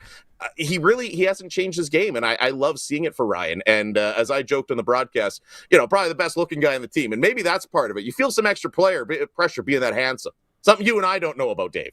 I have no clue what you're talking about. Never heard that before with me in the same sentence, I'll tell you that for sure. So the Rush are getting set to head out to the U.S. on a couple of weekends in a row. They're playing 3 games in their next 2 weeks. How big of I know that Philadelphia, for example, isn't having the best season. How big of a next 2-week span is this for the team? Well, I think it's huge. You've got to probably play the next 2 weeks without Holden Garland. And the thing I loved about the National Lacrosse League, and I've been saying this when it comes to the CFL for years, Dave, is the unified standings, right? There's no more Eastern Conference, Western Conference. It is just 1 through 14, top 8 get in. And it's a move I think the CFL should do, because every game means something. So let's say hypothetically you blow one against Philadelphia because, we all know, you and I have both done the role. We know it's not exactly easy to get from Saskatoon all the way down in the States, right? You drop one, well, right behind you, all of a sudden Colorado, they've won 7 in a row, right? Now you're tied with them. Georgia's only a game back, with 3 losses, right? Vancouver's still lurking around there at 4 losses. So to me, it's the unified schedule has made it that you cannot look past a single game, because it's absolutely huge to make sure you end up in those top seeds and you're hosting the opening round of the playoffs. So who are the immediate... We've already discussed the Vancouver Warriors. Who are the immediate threats to the Saskatchewan Rush? Because from me on the outside looking in and having been in Denver and trying to play a game there with the altitude, I'm not going to kid you. I get winded going to the broadcast booth, and I was walking. So Colorado would scare me if I'm the Rush. Who do you think are their immediate threats? Colorado, Vancouver. I think we talked about, I mentioned how Vancouver is kind of built to beat them. Georgia's really good. Saskatchewan and Georgia, Saskatchewan wins that matchup probably. If they play 10 games, Saskatchewan's winning 7. Right? Georgia's very good. They have very good goaltending. They're still very young. Toronto has been good this year, but same thing. They're very young. They kind of, when the spotlight's going to be the brightest, is Toronto still going to be there? Vegas has been sneaky good, but as soon as they lose Chase Fraser, no relation, they've fallen back a bit. But you said it, Dave. The Loud House is the hardest place to play in the NLL. Not just because of the altitude, because, I took every elevator I could when I was in Denver as well. But it is one of the toughest places to play, and they're right on their heels. And again, you drop 1, maybe 2 of these games coming up that you should win in the States, and all of a sudden you're playing at the Loud House come the championship. And really, you look at it, how one game can matter, Dave. Look at last year. They lost home floor in the best of 3 against Buffalo by 1 game. So to me, you want to avoid playing in Colorado. You want to avoid playing in Vancouver. Those are the biggest threats. One I will throw out there that scares me a bit in a first round is Ottawa. Ottawa's the only team to make the Rush bleed their own blood this year, and they seem to be a bit of a matchup nightmare for the Rush. Now, was that just early on in the season? They played them in the second game, but Ottawa, man, there's some about them. Jeff Teat's the best player in the world that scares me in the first round, so that could be another one that could be a potential thorn in their side, I see. John Fraser is the analyst with the Saskatchewan Rush on their broadcast network. Okay, before we let you go, it's often asked of me when I make my way around the province. It's trying to explain what a Saskatchewan Rush game is like for someone that hasn't been. And it's awesome when you talk to people that, for example, in Moose Jaw, there was the exhibition game there, and everybody in Moose Jaw seems to know what the Rush are all about. You talk to somebody that maybe isn't sure what to expect. I say, well, for example, last weekend, the theme was weddings, and they had a justice of the peace standing by should anyone want to tie the knot on the concourse. Anything and everything can happen, can't it? Yeah, it certainly can. And the atmosphere, the energy the fans have been bringing back this year, and you've really seen it in the last 2 years. Like, SaskTel Center's filling up again. A big thing for me, Dave, is, the Saskatoon Entertainment Group, the guys that own them now, have brought ticket prices back to where this team was at the beginning, right? I think there's a bit of a perception that, Rush games are expensive. Man, $35 next home game. That's a ticket and a beer. And that's the kind of energy you get, right? I mean, it feels like the party's back. The energy's back. The enthusiasm's back. You got music going the whole time. Like, it's an experience that is unmatched in pro sports. And I loved, actually, this last game against Vancouver. We saw people from Swift Current. We saw people from Moose Jaw. Ran into some people from Regina. I love seeing the province back up here at SaskTel Center to take in what is the party. And, hey, how can you not support, the best team in the league right now? They're an absolute wagon, entertaining as heck. And, it's hard to describe, Dave, but it's like pro wrestling with sports. And the thing I love about lacrosse is, guys like you and me that have called the games, we need to know the rules, the intricacies, stuff like that. For a fan, it's a simple game. Ball goes in net, and just don't be too violent. You be violent, but not like super violent. Very true. And we should mention as well that the young lacrosse players around the entire province are always welcome to SaskTel Center, and it's pretty cool to see, at least 100%. For me. Yeah, I love seeing it, and we saw a bunch of that last weekend, and put that in my veins every single week, Dave. So, how's Canada going to do? Are we winning the gold medal in men's hockey at the Olympics? Well, I'm feeling more optimistic because right below, if you notice my eyes wander a few times, Dave, I've got my phone right below my computer, and the Swedes just tied it up. Oh, boy. I think this is my scalding hot take, and this might get me deported from the country. I worry that if we see the Americans with McKinnon banged up, Crosby banged up, the Americans are seemingly healthy right now, and I think Connor Hellebuck is playing better than Jordan Binnington right now. I think if the Americans advance past this Swedish team, we're silver. I hate to say it. Please don't thanks. We'll never have you again. I don't blame you. I don't blame you one bit, Dave. John Fraser, appreciate the time as always. Go Rush, go 9-1 to start the season. Enjoy the rest of the way. It's going to be a fun stretch run up in Saskatoon as the entire province gets behind our lacrosse team. Thanks for doing this, Johnny. Anytime, buddy. We'll see you again, Dave. John Fraser is the analyst with the Saskatchewan Rush, about to be deported from Canada. So congratulations to him. Hopefully his kids find a safe ride home tonight. I kid somewhat. But yes, it is 1-1 U.S. and Sweden with under a minute to go. See, Colson, we did not lose our broadcast license, nor will be sued for being too close to the actual score. But it's under a minute to go. Cutting it close. I know, we were. But we like going and pushing that envelope here on the Sportscage. More of your thoughts coming up. Of course, you can weigh in on YouTube. Like, subscribe, pass it along. Colson likes that kind of stuff. Or, of course, the text line for Prairie Land Rentals is open at 306-936-6262. John Fraser was on the Western Pizza Guest Hotline. We take a break now on the Sportscage. Your senior hockey report still to come before 5 o'clock right here on sportscage.com, streaming at X and YouTube, and, of course, on your radios at 620 CKRM.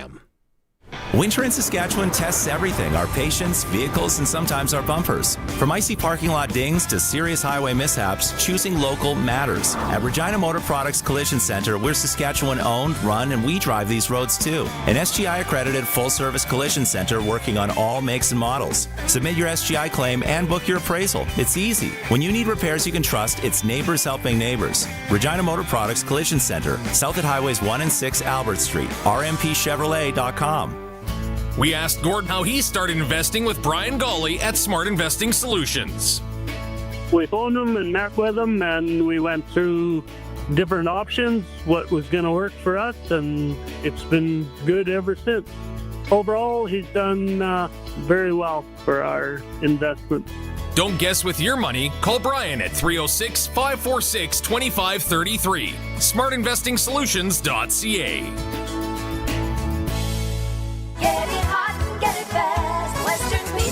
After shuttling the kids to hockey, dance, piano, and what was next? Sumo wrestling? The last thing you want to do is cook. Imagine this instead. Piping hot Western pizza loaded with cheese, melty toppings, and that perfect crispy crust ready to hit the table in minutes. No chopping, no stirring, no mess. Just a warm, delicious reward for surviving the day. Western Pizza. Dine in or take out today before your stomach demands its own carpool. The Sports Cage Clutch Performer, brought to you by Kellen Solar. 35 years of experience, moving water from a dugout or well without electricity. Visit kellensolar.com to find out more about your livestock operation. Okay, before we do a deep dive into our clutch performer for Kellen Solar, how about a clutch performer for the plow operators, the grader operators, the sand, the salt trucks that are going to be out in full force over the next 24 hours, I'm sure, and beyond in Saskatchewan after that snowstorm made its way through. I actually have a text from Tegan's Whitco. Tegan says, if you want to talk traffic, southbound traffic backed up on McCarthy just south of 11th Avenue, right at the construction zone by the tracks. I know where that is, by the just north of the Jack Hamilton Arena. Oh, there you go. See, look at me go. So anyways, traffic is backed up there. It is slow going in downtown Regina as well, as the streets are full of snow. Plan extra time in your travels if you do have to head out. The highways are gradually improving, and it is thanks to those clutch performers. And anyone else that would have to do work in this weather, because when I was doing some errands this morning, I saw a couple Sask power trucks by the school near where I live. I was like, I do not envy you guys at all right now. True. Tow truck drivers, you too. True. Absolutely. Tow truck drivers for sure. All right. Let's get into other clutch performers for Kellen Solar. 35 years of experience moving water from a dugout or well without electricity. Visit kellensolar.com to find out more for your livestock operation. Do we need to say more than Mitch Marner? I don't think so. That's overtime goal. Team Canada gets the men's Olympic hockey team off to the semifinals. Yeah. Mitch Marner? Yeah. Mark McMorris could generate some consideration. Yeah, for coming back. Yeah. Coming back, finishing 8th. I know he's disappointed in that. He finished the qualifying 3rd and then fell twice in his 3 runs today in the finals for the slopestyle event. So that's tough. But again, look what he's done. And he's just an all-around good guy, right? Exactly.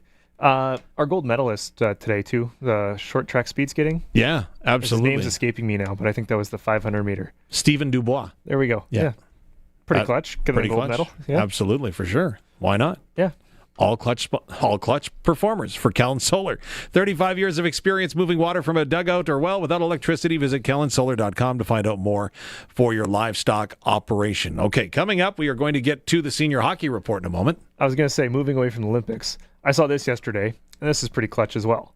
I don't think there's any proper audio, so we'll give a description of it, but looks to be just like a men's league or a co-ed league soccer game. Mm-hmm. And it's a shot from inside the goal. So this goaltender, ball goes off the top bar. Yeah. He pushes it back out and then proceeds to block the offensive player who comes in and tries to kick it in to the very easy wide open net.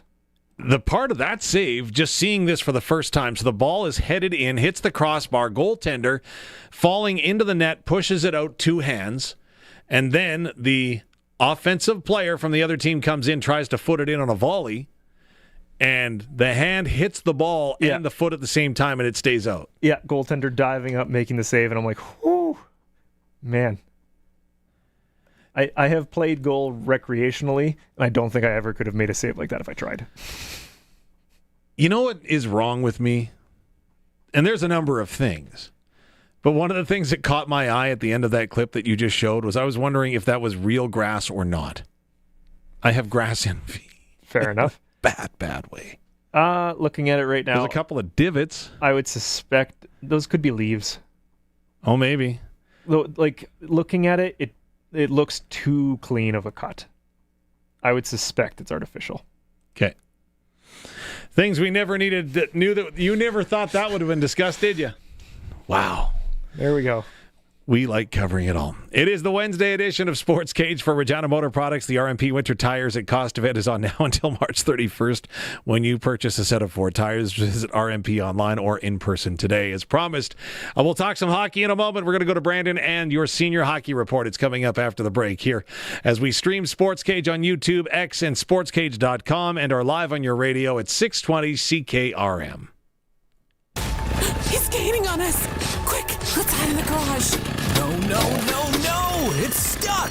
Again! You said you fixed it! I meant to. I just never called Busy Bee Doors. Lift it! Hurry, lift it! It won't budge! It's busted! Don't let a broken garage door turn into a horror story. Call Busy Bee Doors. They can fix or replace any commercial or garage door. Busy Bee Doors, the garage door specialists.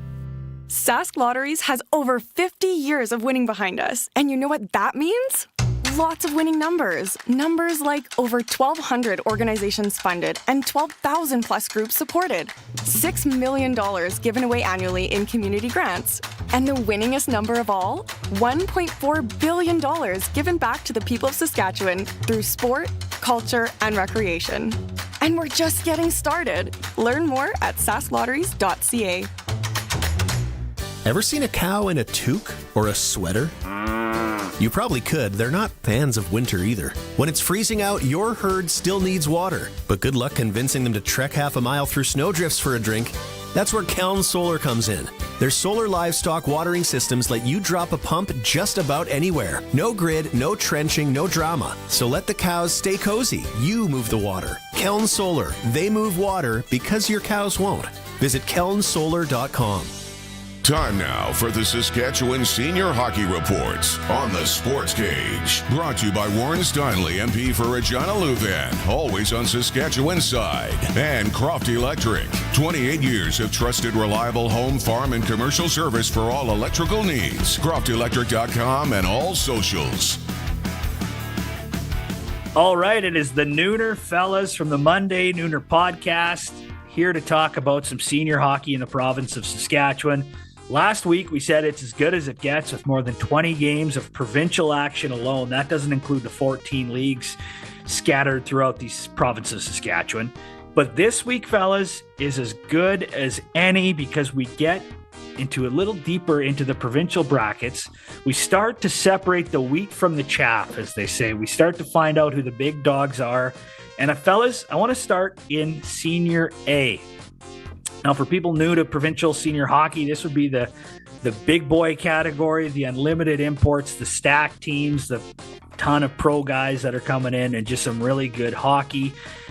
Big one bunch of big ones. But let's talk about the Round Lake Bears and the Redvers Rockets. I don't know who wants to take this one, but I've heard that ticket sales for the game in Redvers on Saturday, pre-sale only, they're expecting a full house in Redvers.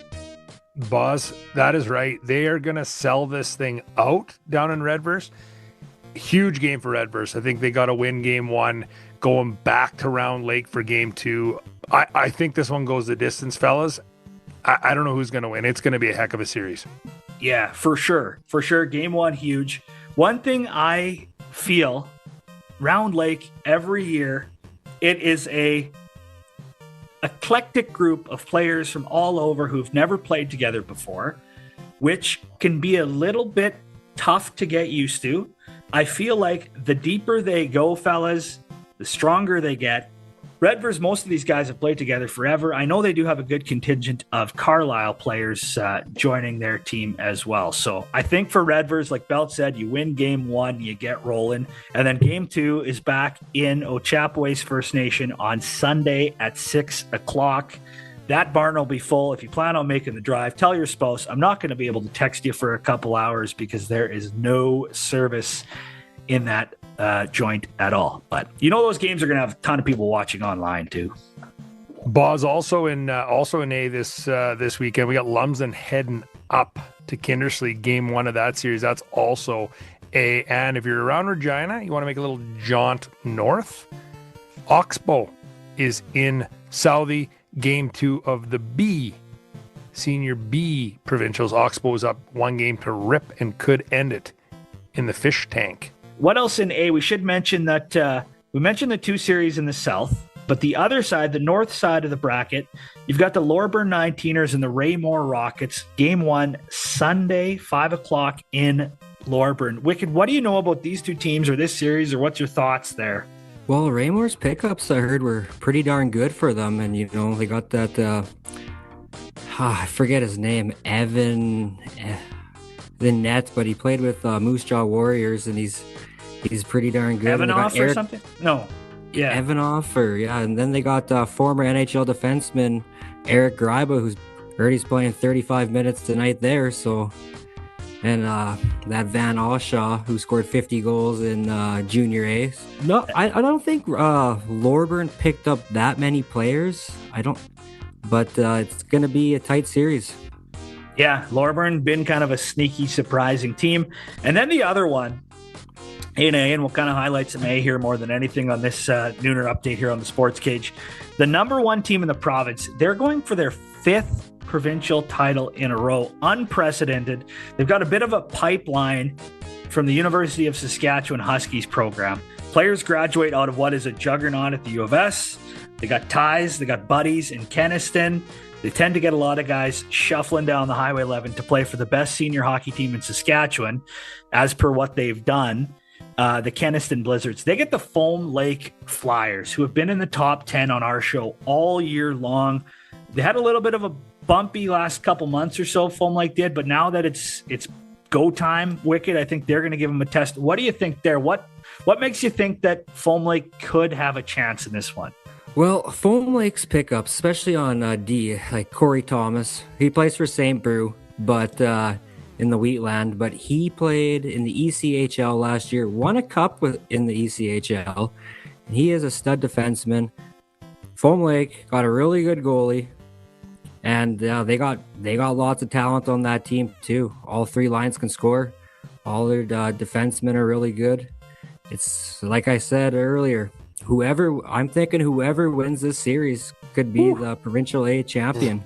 There we go. Both teams in the top 4 of the Monday Nooner top 10. Boz, before we get rocking here, one game I do want to highlight in C, the Shaunavon Badgers, the Hunter brothers, Dyson Stevenson, they're coming down to Assiniboia this weekend for game 2, 7:30 p.m. That is going to be a heck of a game.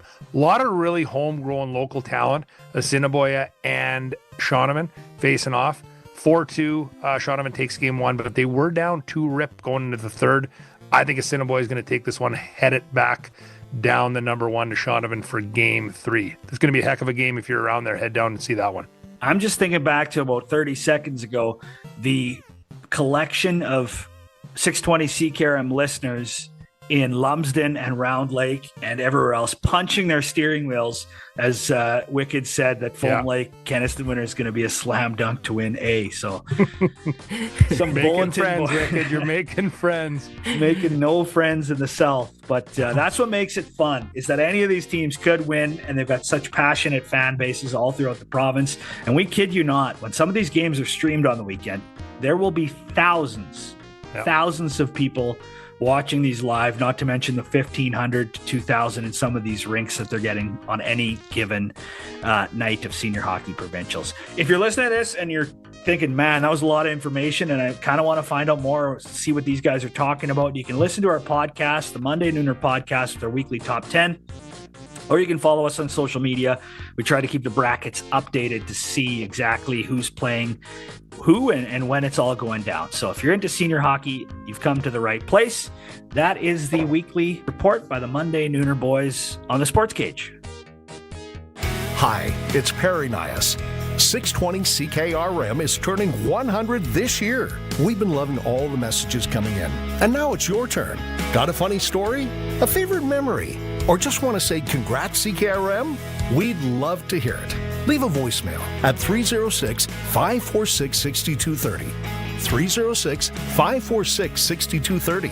620 CKRM. 100 years young and still having fun.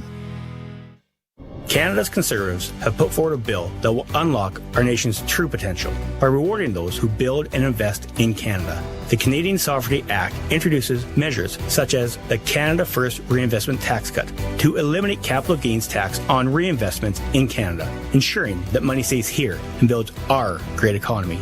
My name is Warren Steinley, your Conservative Member of Parliament for Regina Luban, and I will always be on Saskatchewan's side. Paid ad by Warren Steinley. Hi, I'm Barb B. I'm terrified of bees. Ah!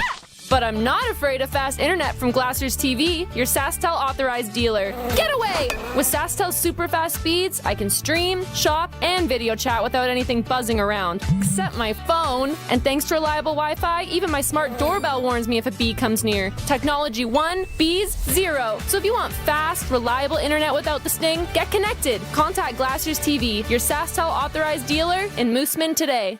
Why have just one when BOGO is better? Skip to the good part with buy one, get ones all month long in the Skip app. Buy one, get one free. Terms apply. Only on Skip. Manage your cash flow and ensure you have Co-op diesel when you need it most. Seeding is a busy time of year. You need to get the crops in the ground without delay. This spring, take advantage of Co-op's early delivery program to fill your tanks and keep your cash flowing. Purchase your Co-op diesel by April 30th. Don't pay until May 31st. With Co-op, you can get fuel now and pay later. Contact your local Co-op fuel team to book your delivery. The Early Bird Spring Sale is on now at Extreme Hockey and Sport. The entire store is 15 to 25% off. Brands like Yeti, CCM, Bauer, all clothing and apparel. If it's in stock, it's on sale, and it must go to make room for new product. All purchases in February qualify for a custom Yeti summer package valued at $5,000. Locally owned, community-focused Extreme Hockey and Sport. 1425 McIntyre Street, conveniently located at the Cooperator Center, and online at extremehockey.net. Saskatchewan, it's time to talk sports. Sportscage is on the air. Be part of the show. Call 936-6262 or toll free 1-866-767-0620. And we're always online at sportscage.com. 620 CKRM. We're rolling on this Wednesday afternoon, the shovel-out day for much of Saskatchewan after the storm that was. Really, the snow has dissipated in downtown Regina, so the cleanup can begin, and it is going to be a heck of a cleanup to take care of the snow. I'm never a good guesser at the amount of snow that is on the ground. I can just tell you there's a lot. And underneath of it was some of the ice, and that is not a good thing. That's makes it very slick. So if you're walking or driving, again, use extra time and caution. And if you see something others should know about, let us know on the Prairie Land Rentals text line at 306-936-6262. We need to go out on the Western Pizza guest hotline, however.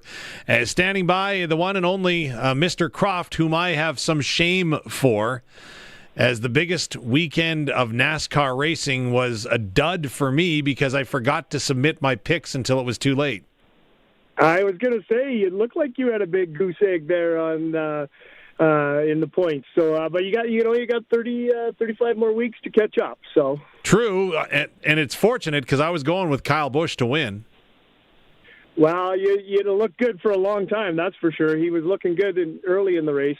What a finish! That move by Reddick at the end was incredible. He couldn't quite hold it. He kind of crashed a couple guys, but he got across the finish line first. And as they say, rubbin's racing. Absolutely. Of course, we'll have the full NASCAR report coming up. But before we talk a little bit about what's going on over at Croft Electric, today being the 18th of February, significant for a couple of reasons. First and foremost, Vanna White is 69 today, which is big. The other part, though, is I looked at it today, and I almost fell off my chair. It was 25 years ago that Dale Earnhardt Sr. passed away at just the age of 49 in the final lap of Daytona 500. I will never forget that day. You? Yeah, agreed. And they actually did on the third lap. They every Daytona 500 now. And especially that being the 25th. They did the third lap. The whole place went silent, and everybody just holds up three fingers. Even the drivers hold them up out of their windows, and they just kind of do a one lap during the race, the third lap. So it was super cool watching that as well. Have you ever been to a NASCAR race? Oh, I've been to probably 10 or 15, yeah, including the 500. I was there about 10, 15 years ago. So would that be that's the top race to attend then in your mind? Oh, I don't know. Bristol. I went to Bristol. That was pretty cool from a fan's perspective. They call it the last great Coliseum. That whole the racetrack kind of looks like the Coliseum. It completely surrounds the track, and it's like 4 stories high of just seats. You're like just staring down at this little tiny short track. And I'll tell you what, I've never had anything louder, and I don't want to say heard anything louder in my life because I'm not sure I even heard anything. It wasn't even just noise. It was just so loud you couldn't make anything out. It was amazing. Have you ever driven a race car?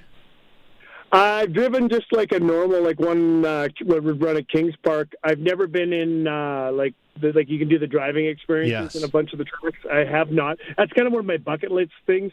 Most times when I go to the track, I'm there to watch a race, so that that kind of stuff's not happening on the track. But I do have that on the list to go to Vegas. Vegas does it. I think Phoenix has one too, a driving experience.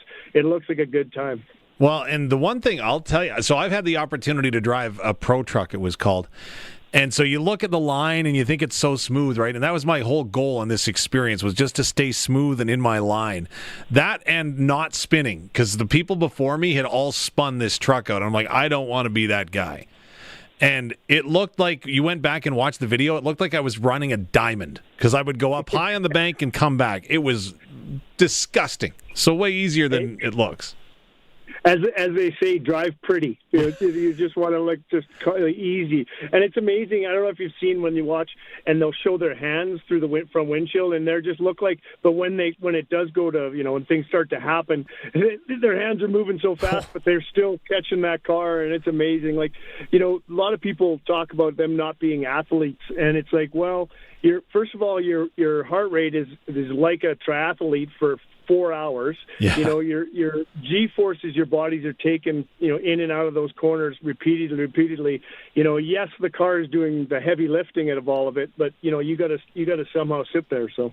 You absolutely, completely agree with you, Mr. Croft. Well, let's talk a little bit about electricity. And I remember on the farm growing up, one of the things my grandfather despised was when there was freezing rain, with all the things that it could do to the electrical grid, not just getting power to the farm, but keeping power amongst the things that he had going on the farm. But maybe a generator, this is the reminder. This is the opportunity to think that maybe I should explore a generator.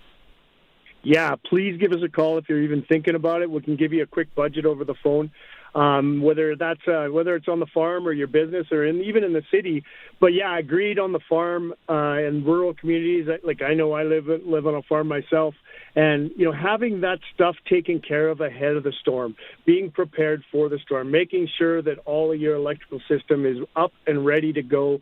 So when that 40 below hits, when that blowing snow hits, when that freezing rain, then snow hits and the drifts blow over the ice and all the things, that you're not out there trying to fix a water bowl, trying to fix lights, get your yard light to work because you got to go out and check the cows. And, you've been looking at that yard light and it hasn't been working right. And all the, or the panel or in the shop, there's something not quite working right. Give us a call. Let us get out ahead of time. Let us fix that stuff for you.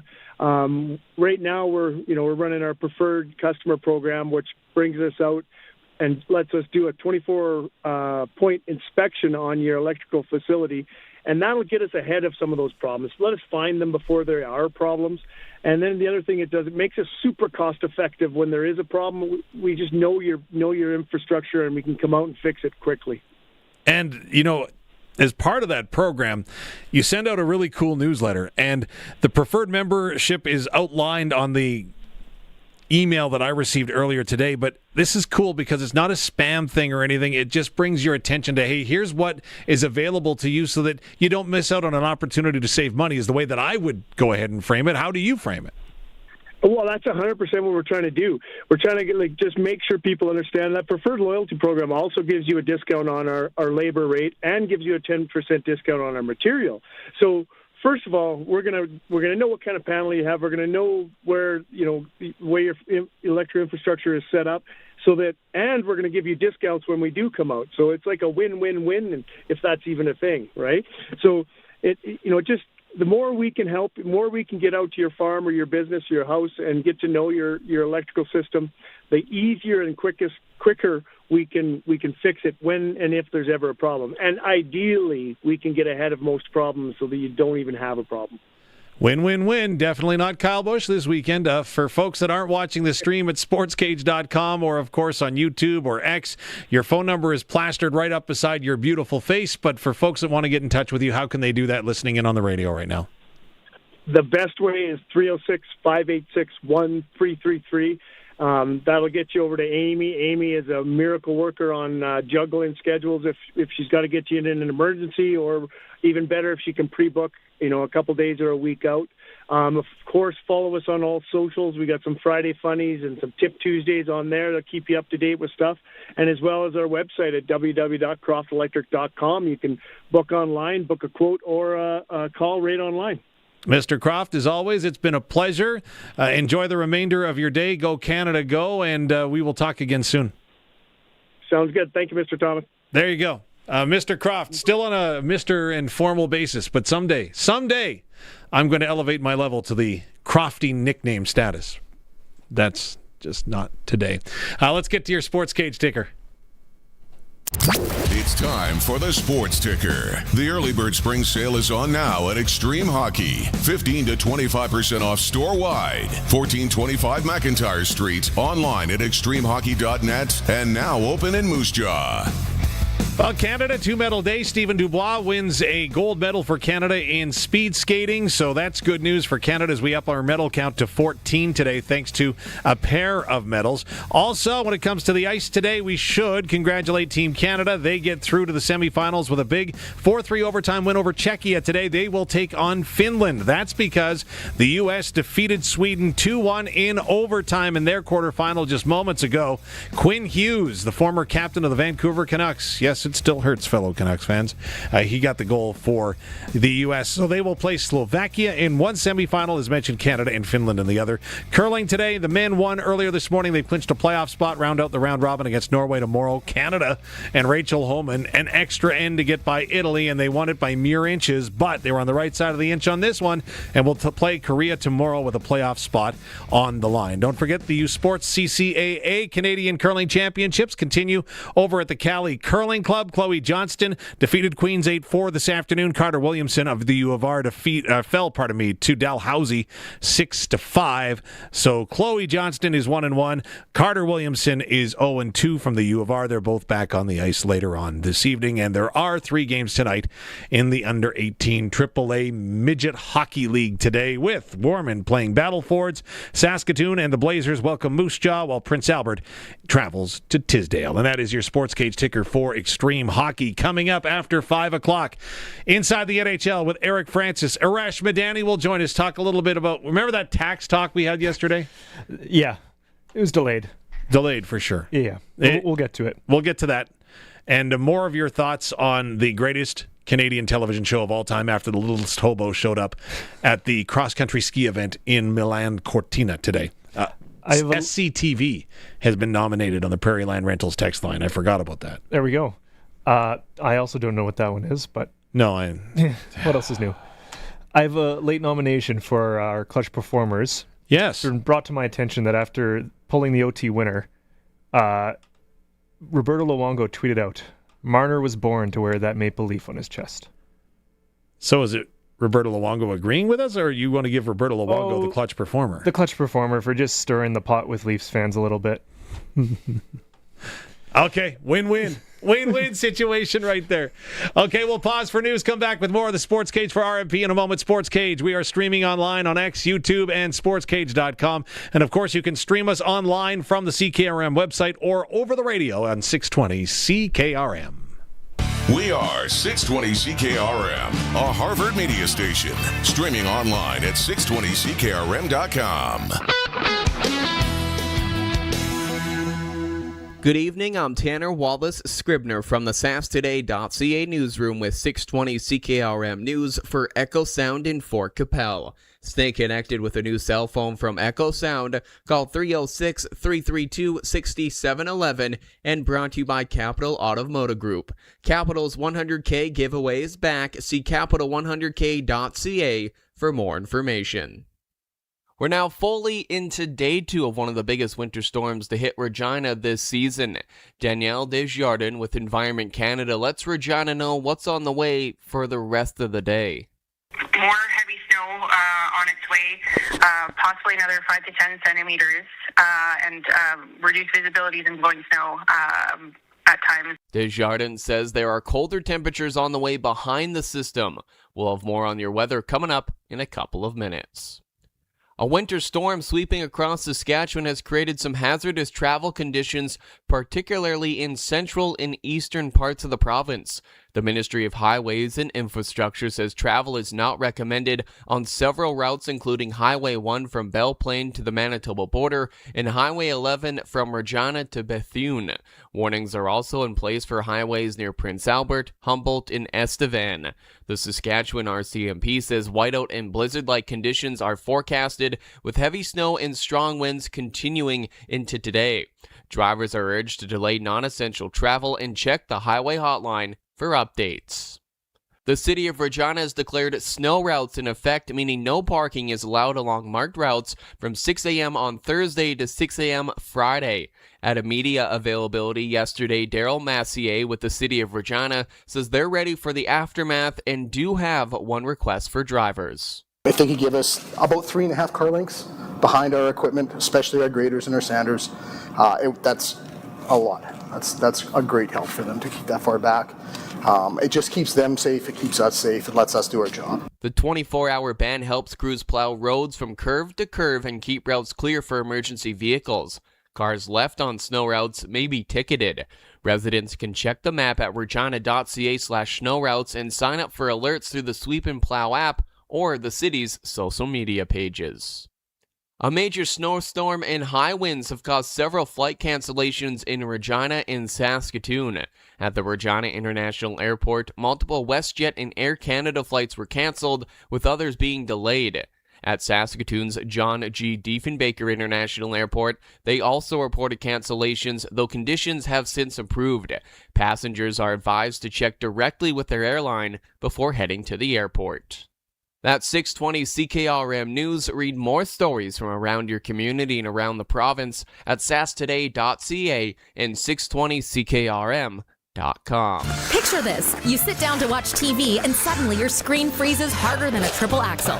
If you're ready for a smoother routine, Echo Sound, your SaskTel authorized dealer, has a better idea. Max TV Stream. More streaming, less buffering. A performance that actually sticks the landing. And while you're at it, glide into fast SaskTel internet and cell phone packages that are balanced, reliable, and make sense for your household. Smart entertainment, smart connectivity. Echo Sound, your SaskTel authorized dealer in Fort Qu'Appelle. EchoSound.ca.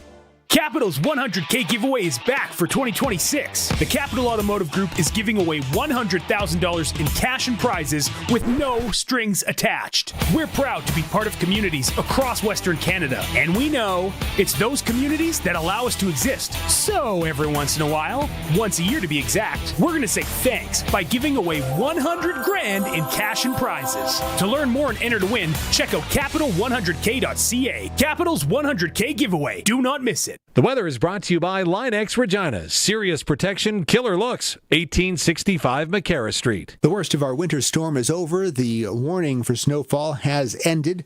Still plenty of blowing snow, though. Just nothing really new falling. There may be a couple of flurries in the air, but they're not going to amount to anything at this point. The problems, though, still related to travel are from blowing snow, reducing visibility, causing significant drifts on the roadways. But over the course of the night, the wind will die down. We drop off to minus 22. The winds this evening still over 50, diminishing to 15 to 30 from the northwest later on in the night. And tomorrow, much calmer day. Rather cool, though, only minus 18 with cloud and sunshine.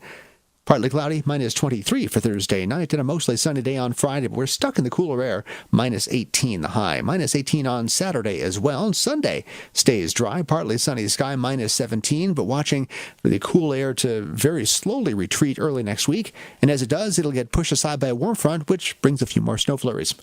With your 620 CKRM weather forecast, I'm Precision Weather meteorologist Phil Spivak. For 40 years, the team from Line-X Regina has been protecting vehicles across Saskatchewan, and we're changing with the times. 3 generations of our family have protected your vehicles. Our business has evolved, and we're not stopping now. The next generation is here. Same family, same commitment, ready for the next generation of truck beds, rocker panels, trailers, bumpers, and running boards in all kinds of colors. Line-X Regina, 1865 McCarra Street, the next generation of protective coatings. Broadcasting from Century Studios in downtown Regina, Harvard Media presents The Sportscage, where Saskatchewan comes to talk local sports. Brought to you by Regina Motor Products. RMP Winter Tires at Cost event on now until March 31st when you purchase a set of 4 tires. Visit RMP online or in person today. Be part of the show. Call 1-866-767-0620 or text 306-936-6262. The Sports Cage. Streaming at sportscage.com, our YouTube channel, and on the radio at 620 CKRM.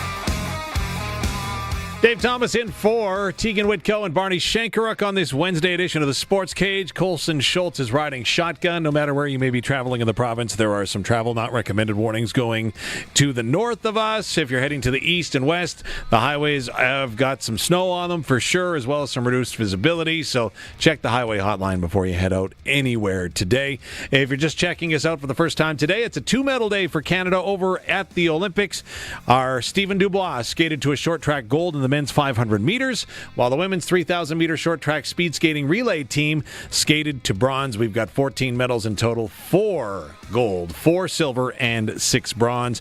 Good day for the Canadian Olympic men's hockey team on the ice. They score an overtime win. Our curlers, not bad either.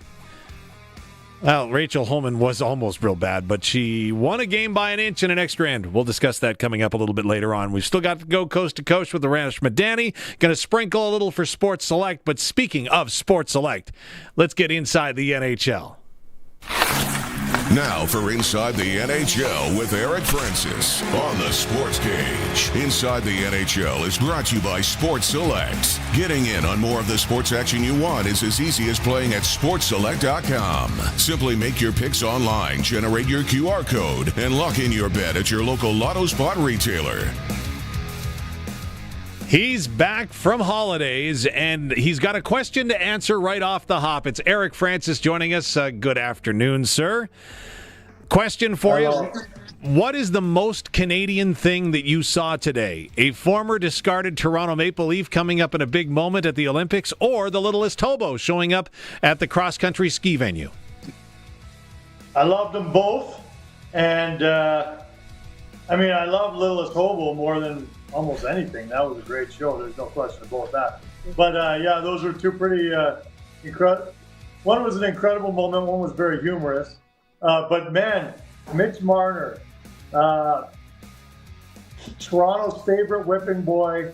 Maybe he wasn't so bad all these years after all. I was at the Four Nations, and he made quite a splash there. As soon as he scored today, first thing I thought of was him scoring, making that big impact in that game at the Four Nations as well in overtime. And, he's got this reputation, and I would be the first to admit it. When those games get tough in the playoffs, Mitch Marner disappears. But he has not disappeared on the two biggest stages he's been on in his life so far. And, man, what a moment for Canada. Full disclosure, he went in 1-on-3, and I am yelling at the screen for him. Turn back, man. Turn back so we can get McDavid on the ice. This ice in his veins, I guess if it works out, you're good, right? Possession is the name of the game in overtime. So, I just watched that, obviously we all just watched the Sweden game as well. And I blame that on the captain, Landeskog. First of all, making a really terrible shot attempt at the one end and then not being able to contain Quinn Hughes. Not many people can in today's NHL, but you got to keep that puck. So you're right. When Mitch Marner's going in 1-on-3, I play with a lot of guys in beer league hockey who try to do that all the time, and it drives me nuts. But I don't have the Olympic medals on the line when they inevitably dribble it into the corner. You're right, it worked, so I guess we can't complain about it. But that was a recipe for giving up the puck, which is always could be your last fatal flaw in overtime when it's 3-on-3. So I know that you've had some downtime during the Olympic break. I'm sure you've kept in touch with the tournament. What's your takeaway thus far in the event as a whole? Funny,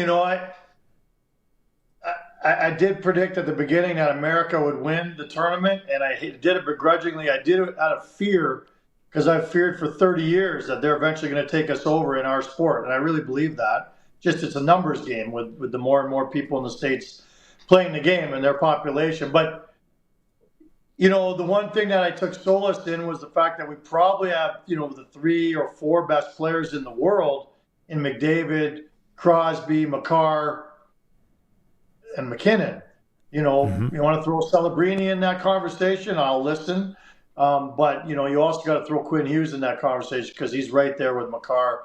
But when Crosby went down today, obviously that's concerning for Canada in terms of our star-studded, depth. But then also the way we employed those other 3 guys, I love that they're all on the same line. Celebrini, McKinnon, and McDavid. It's a dream come true. And it's the story of the tournament to me. But they played them so much in the final period and in overtime. I was starting to get a little worried, is this where the lack of, I don't want to say the lack of depth, but come on, someone else needs to stand up here. And obviously Marner did, and Suzuki did in even bigger fashion earlier on. So, we do have the depth, and we do have all the horses that can do all these things. I was just waiting for someone to do it. That gives me comfort as we move forward that other guys could step up, because those other guys really have carried the mail. The big boys have carried the mail this whole tournament. Eric Francis, at the risk of getting kicked out of Canada, I won't offer my opinion on this, but John Cooper seems to be of the thought process that Sidney Crosby was targeted and it was a dirty hit that he took today. Where do you stand? I love John Cooper, and this is probably one of his buttons he's trying to push, and I didn't see it that way at all. That's fine. I'm not going to come down on Coop. I think he's the best coach in the world. So I didn't see it the same way. But there were 3 different hits where I could sit there and point to and say that's where the damage was maybe done. It looks to me like it's a groin issue but I know they're also talking about a knee and he's going to get the MRI. So he gingerly walked off. It was an awful scene. We'll all remember it. And boy, oh boy, we hope it's not going to be the difference in this whole tournament. Did you see it as targeted? Because I didn't. See, and that's why I risked getting kicked out of Canada, because I didn't think it was a targeted play. I just thought it was unlucky the way that the leg folded underneath him when he was hit. Yeah, and like every team, and Canada's probably the biggest culprit of it, them in the States, you're hitting to hurt right now. It's the biggest stakes they've ever played for. And so whenever you finish a check, you're trying to, I don't want to say you're trying to hurt the guy, but the reason you hit guys a lot of times is to inflict pain, or at least take away their will to compete moving forward. And I just didn't see that. I didn't see that. Man, I can't imagine that he can play again in this tournament. I'm not going to sit here and try and guess what his future is this year in the NHL, but can you see him playing again in this tournament? Like, he doesn't leave that game unless he's significantly hurt. And the way he left the ice, too, was very, very precarious. Well, and isn't there a thought that could be his presence on the bench? Now, I'm not saying that the Canadians need any more leadership, but just the threat of him potentially returning to the ice may have been something that would have Czechia had to contend with, if you understand what I mean? Yeah, and they had that same discussion when Victor Hedman spent the entire game on the bench with Sweden, and, is there merit to him staying on the bench and offering his support and leadership? Or is it better spent 3 hours getting treatment of any sort to try and, get him healthier quicker? Obviously those things are all weighed. And so, but yeah, to your point, if he's not even coming back to sit there, boy, it's not good. Not good. Are you worried? I'll tell you, I'm genuinely worried. I love this tournament. I love the best-on-best format. I think this is sensational hockey. But with Nathan McKinnon being nicked up, Sidney Crosby not finishing a game, Kevin Fiala breaking his pelvis, which I didn't understand you could do in a hockey game, this worries me that the NHL owners might say, our guys aren't going again. Yeah, the owners can say that all they want, but the players worked it into the CBA that they get to go to this thing. And look, I don't know if an owner would ever admit this on the record, but even if the sacrifice is one of their players for the balance of the season, and we saw it with John Tavares in the last go round, and we're seeing it, potentially with a couple guys this year. For the greater good, they need to be here. This hockey really needs this. Hockey will benefit from this long term. I just saw the Forbes list. Like, the Calgary Flames are worth $1.8 billion, and they're like the 22nd ranked. These owners, you sacrifice a player here or there, and that can be very costly. Don't get me wrong. But these are the risks you take when you own a professional sports franchise. For the greater good, you need to be at the Olympics, and there's no other way to look at it. They're like, as a fan, how furious would you be if they just said, the owners came down and said, no, in the next CBA, we're not going to let them go to the Olympics because 3 guys got hurt last time around. Like, we just wouldn't stand for it as fans. As a Canucks fan, I'm really hoping that Elias Pettersson does get hurt. No, I'm just kidding. I did not say that. You said that, not me. We talked about this a little bit yesterday when it came to the French Federation, and they kicked their own player off the team, and then the whole team says, well, no, what are you doing? You messed with one of our brothers. This is chemistry. What's your take on this? Look, that's not their sport. They don't get it. They don't understand that what he did was the right thing to do, to stand up for teammates, to fight. I think that, didn't the Federation take more umbrage with the way he exited the arena, where he was whooping the crowd into a frenzy? But again, we're in the entertainment business. I know the Olympics is not about entertainment as much as it is medals, but the game of hockey, the sport that we all cover and talk about every day, is the entertainment business. And when a guy is interacting with a crowd, whether it's in a pot, obviously if he's flipping them all the bird, that's not good. But he was just having fun with it and running with the moment. And it's pretty pathetic that, a country that clearly doesn't know anything about hockey, they've got these big heads who've decided that this is contrary to the spirit of the Olympics.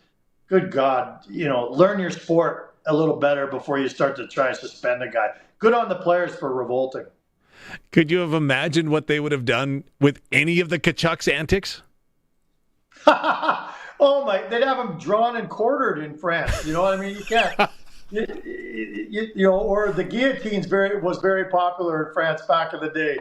So you know, like those Tkachuks better not change their passport. I don't think they will anytime soon. But hey, can I ask you this?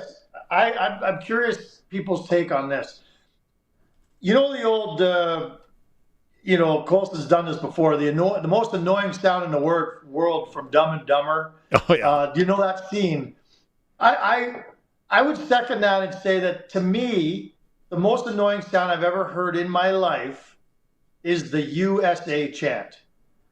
I think it just, nothing angers me more in this. I'd rather be stuck in traffic for 4 hours than hear people, especially live in a building, these yahoos yelling USA. When we say Canada, do you think it still has the same effect on other people that they want to inflict pain on the person next to them? Or is it different because the arrogance that is behind the USA chant? Rivalry behind it. Because even hearing it at curling venues and other venues, I'm like, wow, that's loud. Maybe it's not the right place, but you know what? At the end of the day, it does somewhat make me envious because there is that heightened sense of patriotism. Yeah, sure. Yeah. At what cost? It annoys the rest of the world. But that's look, I just spent 2 weeks in Cabo, and the American people that you interact with there are very obviously the American people. You can tell the Americans from the Canadians. I don't know. I hope the Mexicans can too, because we try to wear our colors everywhere we can. Because the worst thing in this world right now you can be accused of is being an American abroad. And so, but I guess that's one thing they're known for around the world is being proud. But man, I wish there were other ways they could show it other than that damn chant. It's just the most annoying thing I've ever heard. We actually did a case study on that in a marketing class in university. I didn't complete the course. What? As you can see, I'm here. So that's amazing. Yeah. And I you know, there was a hockey game earlier this year, and I think it was a Flames game, and at the end of the game, they started, because there was, at the end of the game, the two guys were trying to fight each other, and it's an NHL game in an American rink, and they start chanting USA, USA. The guy on their team that was trying to start that was getting involved was a Canadian. The guy on the Flames was Canadian. It had nothing to do with America. Do you know what I mean? But it's just let's puff out our chest and scream stupid stuff, and that's what Americans do best. You know, what also is the trend in hockey now? The goalie fight. The goalie fight has become in vogue, as there was one in the Western Hockey League between Penticton and Prince George the other night. Like I tell you, is that the cool thing now? You say it's an entertainment business, I guess. Damn right. I got no problem with it. Look, I remember when Cam Talbot fought Mike Smith, which was the last goalie fight we saw before the most recent one, the Vasilevsky one. Yeah. And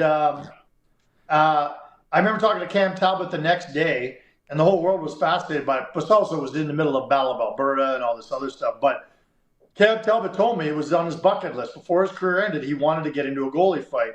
And his wife very specifically said, when he spoke of that out loud years earlier, his wife said, okay, as long as you don't fight either. And I think she listed two guys. I think the first was Pekka Rinne, but only because he was so big. And the second one was Mike Smith, because he was also very big. She says, as long as you don't fight one of those two guys, I'm okay with it. Sure enough, you can't pick your opponent sometimes. You got to pick your spot. And so what I'm saying is I think these guys, it is becoming more and more a badge of honor. Like every goalie nowadays would love to score a goal and be in a goalie fight. I'm not sure where they'd rank them on their bucket list, but one or the other is something that I think most guys would say, before the end of my college career or professional career, that's something I've got to do.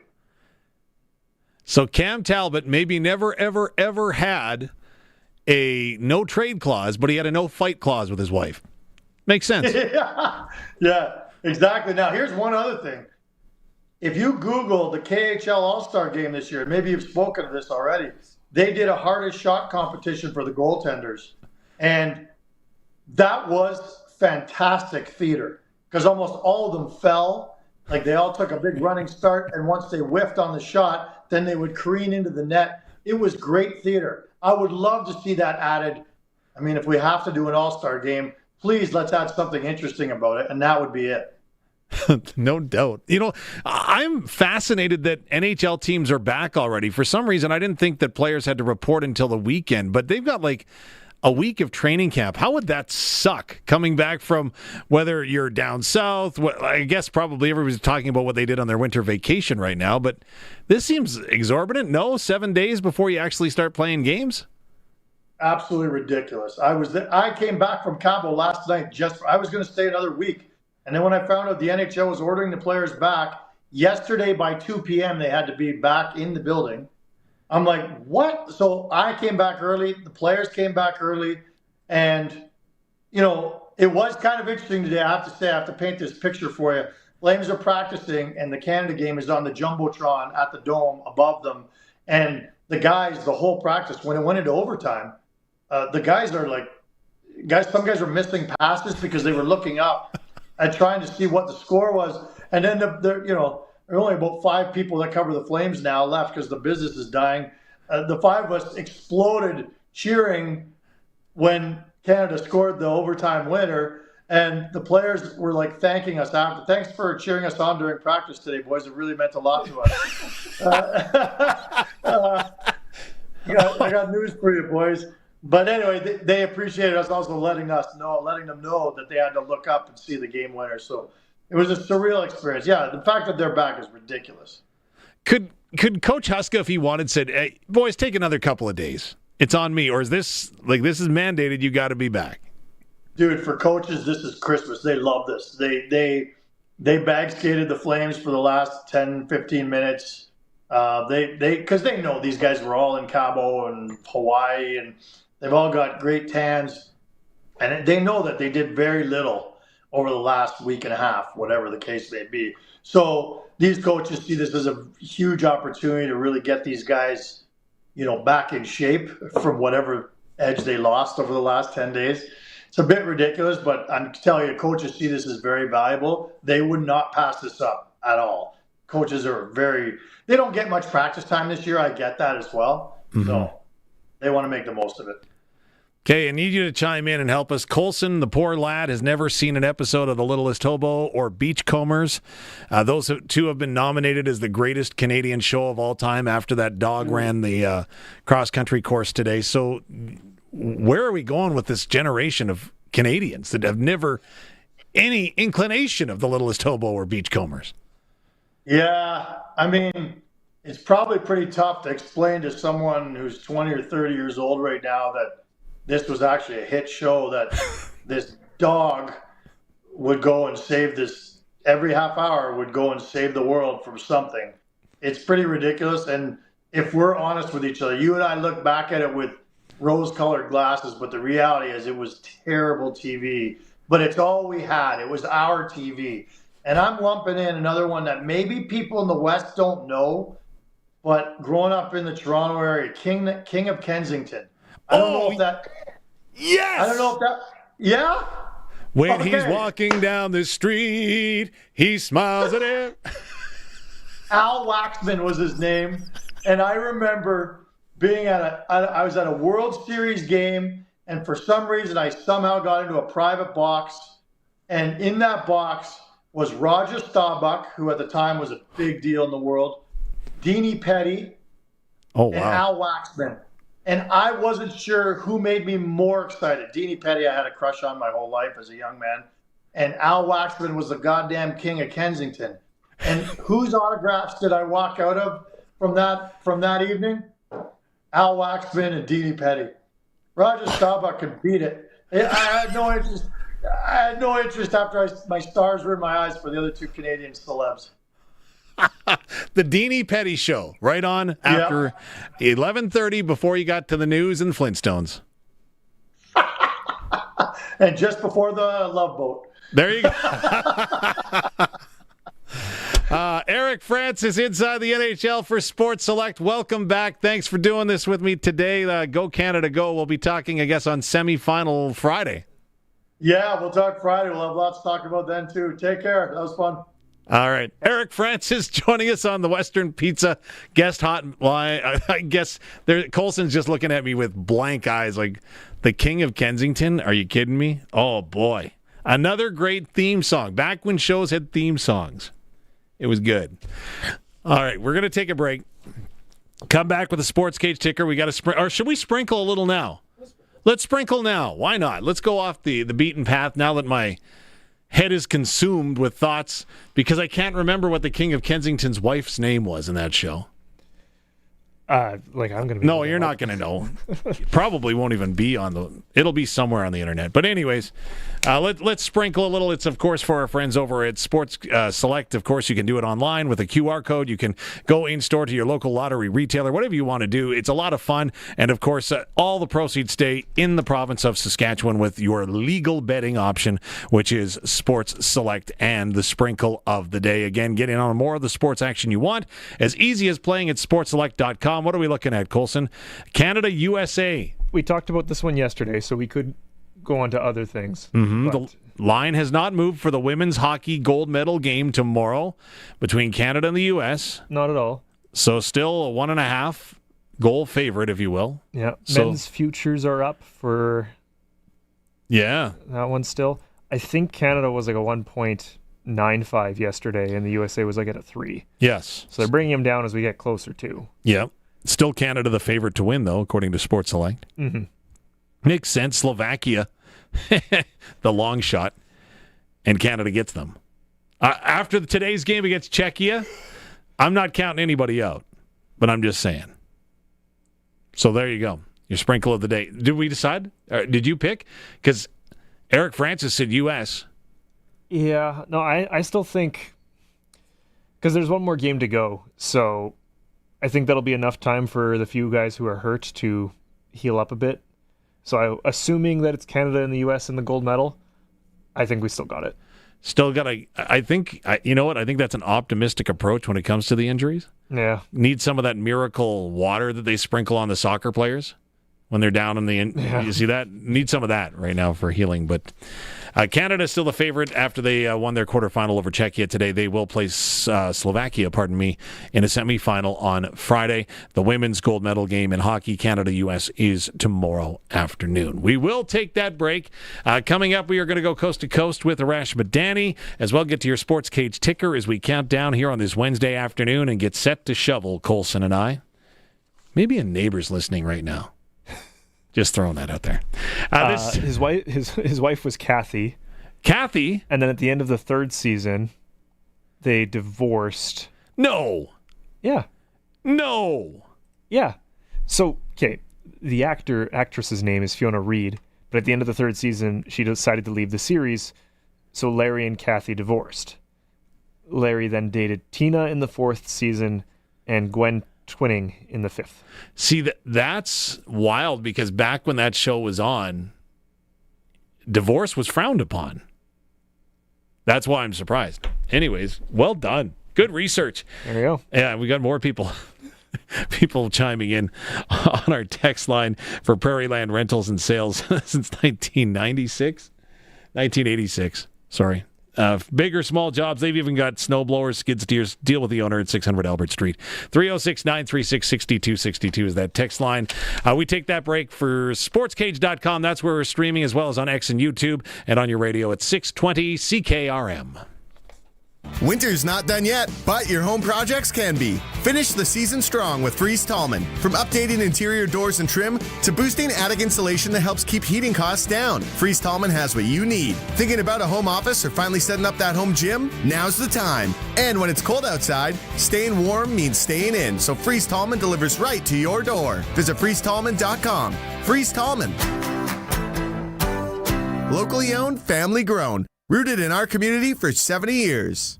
When it comes to your financial future, do you know where you're headed or what happens when you retire? That's where Chad Reach, Senior Wealth Advisor, and the team at GP Financial Services and Oviso Wealth come in. They offer independent, local advice, smart client-focused planning for every stage of life. Visit gpfinancial.ca. Your family, your plan. With Chad Reach, 306-584-2755. Mutual funds and other securities are offered through Oviso Wealth, a division of Oviso Financial Inc. It's time to go coast to coast with Arash Madani for Smart Investing Solutions. Be smart with your money. Call Brian Gawley at Smart Investing Solutions, 546-2533.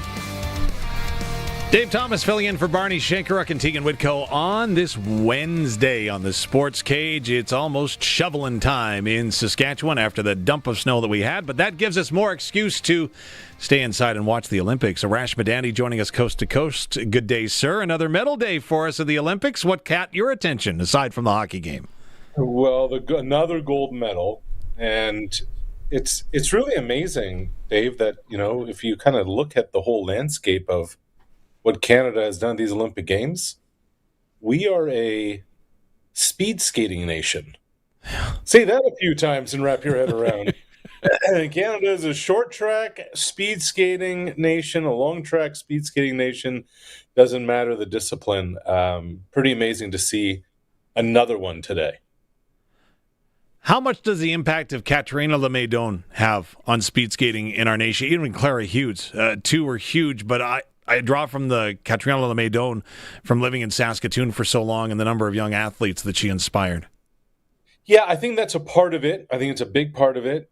Good call on Clara Hughes as well. Dave, I also think it has a lot to do with us hosting the Calgary 88 Olympics and having an indoor oval to have as a national training center to develop these athletes, to have somewhere where people from all over the country come. You look at Isabel Weideman, who just won her second gold medal in as many Olympics. She's from Ottawa, and she has relocated to Calgary. Yvonne Blondin, same deal, has relocated to Calgary because of the facilities. And I think that's a big part of all of this, is that when you have the infrastructure in place, and then you have people for those watching on the stream here, you have Valerie Malte and you have Yvonne Blondin and Isabel too. When you have a generation prior having success, don't forget Cindy Clausen. Yes. What a decorated career Cindy Clausen had. You put all of that together in the blender, and it's a big part of how and why Canada has dominated on the podium in this sport the way they have. This is going to sound absolutely ridiculous, but when you talk about Olympic infrastructure, a lot of people point to Calgary in 1988 and not Vancouver in 2010. Is there a reason for that? Yes. I think, there's a couple of things. One, so Calgary's legacy in hosting an Olympics became winter facilities, this is going to be the high performance mecca. What Vancouver focused on was a few things. One was to be cost effective. 1988 to 2010, the economics of an Olympic changed a lot in 22 years. But what Vancouver did was they added a train line that went from downtown out to the airport. The Canada line didn't exist before. Mm-hmm. They've twinned the highway out to Whistler, infrastructure. They've added a brand new state-of-the-art convention center downtown that is bringing so much business. They already had Whistler. They already had Cypress Mountain. They repurposed, Dave, a lot of original existing facilities into venues. And it was almost, and that was a big reason for it. So they used whatever they had. A lot of new things, and as a result, the Vancouver Olympics ended up running a profit at a time where these days Olympics are costing cities and countries hundreds of millions of dollars.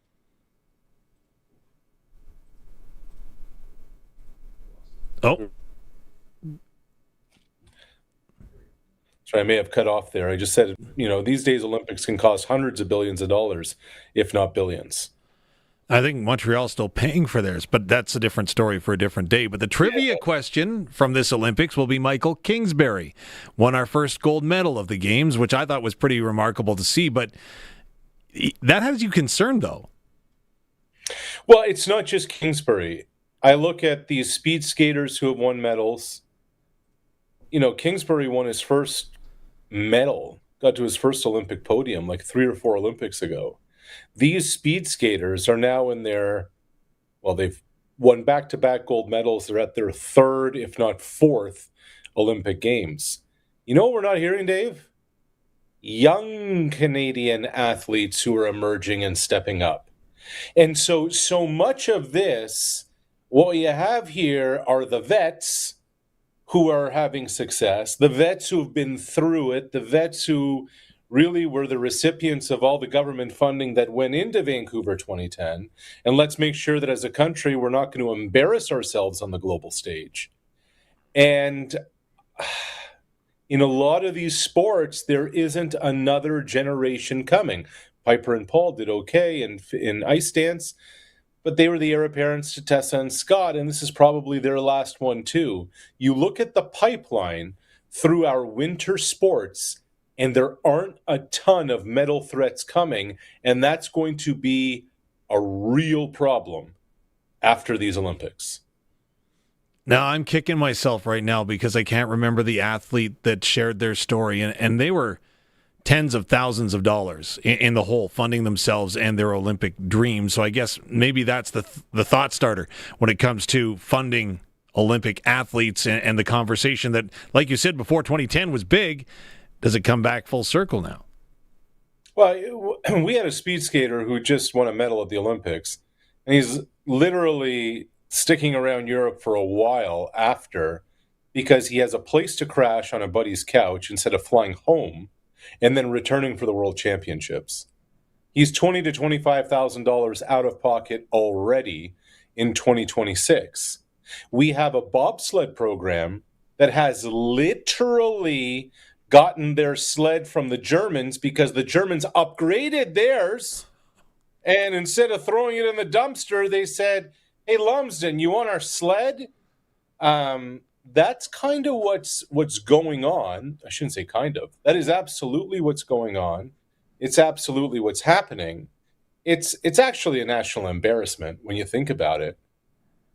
Dave, I'll tell you this story, man. I was at Rio 2016, and the last night, the closing ceremony, the night before the closing ceremony, was the last HIP concert in Kingston. So Canada Olympic House, they had an event with the athletes and the coaches and the media and the broadcasters and the sponsors, whatever. And so we're finally done. It's been a long Olympics. It's been great. And, you know, I've set up shop where I usually do at functions like these, right at the bar. And this dude comes up to me, Dave, and he's in a sling, and his face is all battered to hell. Kind of looked at him like, "Hey, man, you okay?" He's like, yeah. And he said, "Hey, you're Arash, right?" And I said, "Yeah."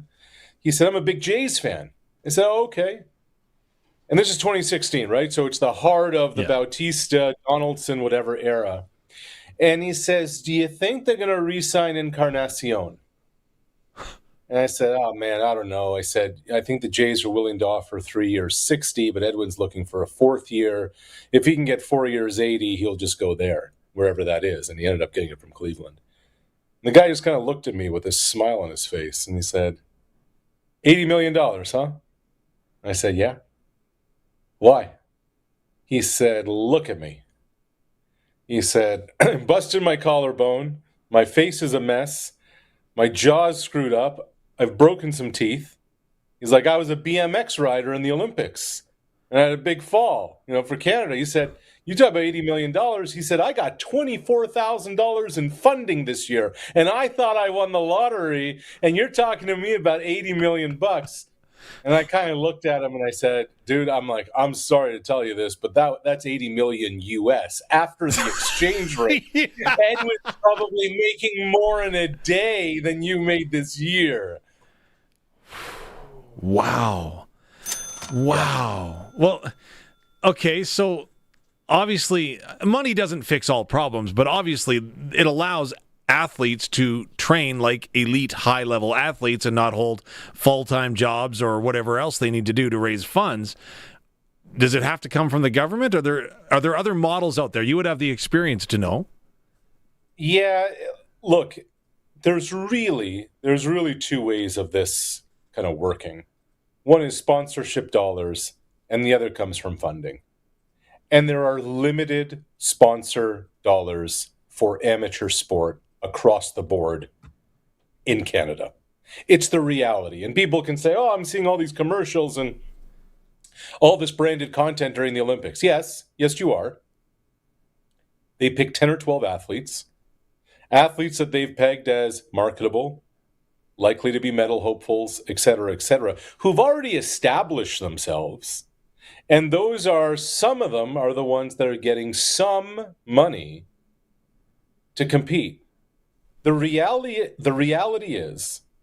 is that if this is something that matters to you, if this is something of national pride, if this is something that brings Canadians together, if this is something that is a priority, then the way that it's going to have to work is going to be through more funding, more Sport Canada money, more Own the Podium money, et cetera. And that ultimately comes, from government dollars. And it's not, Dave, that the government dollars haven't gone up.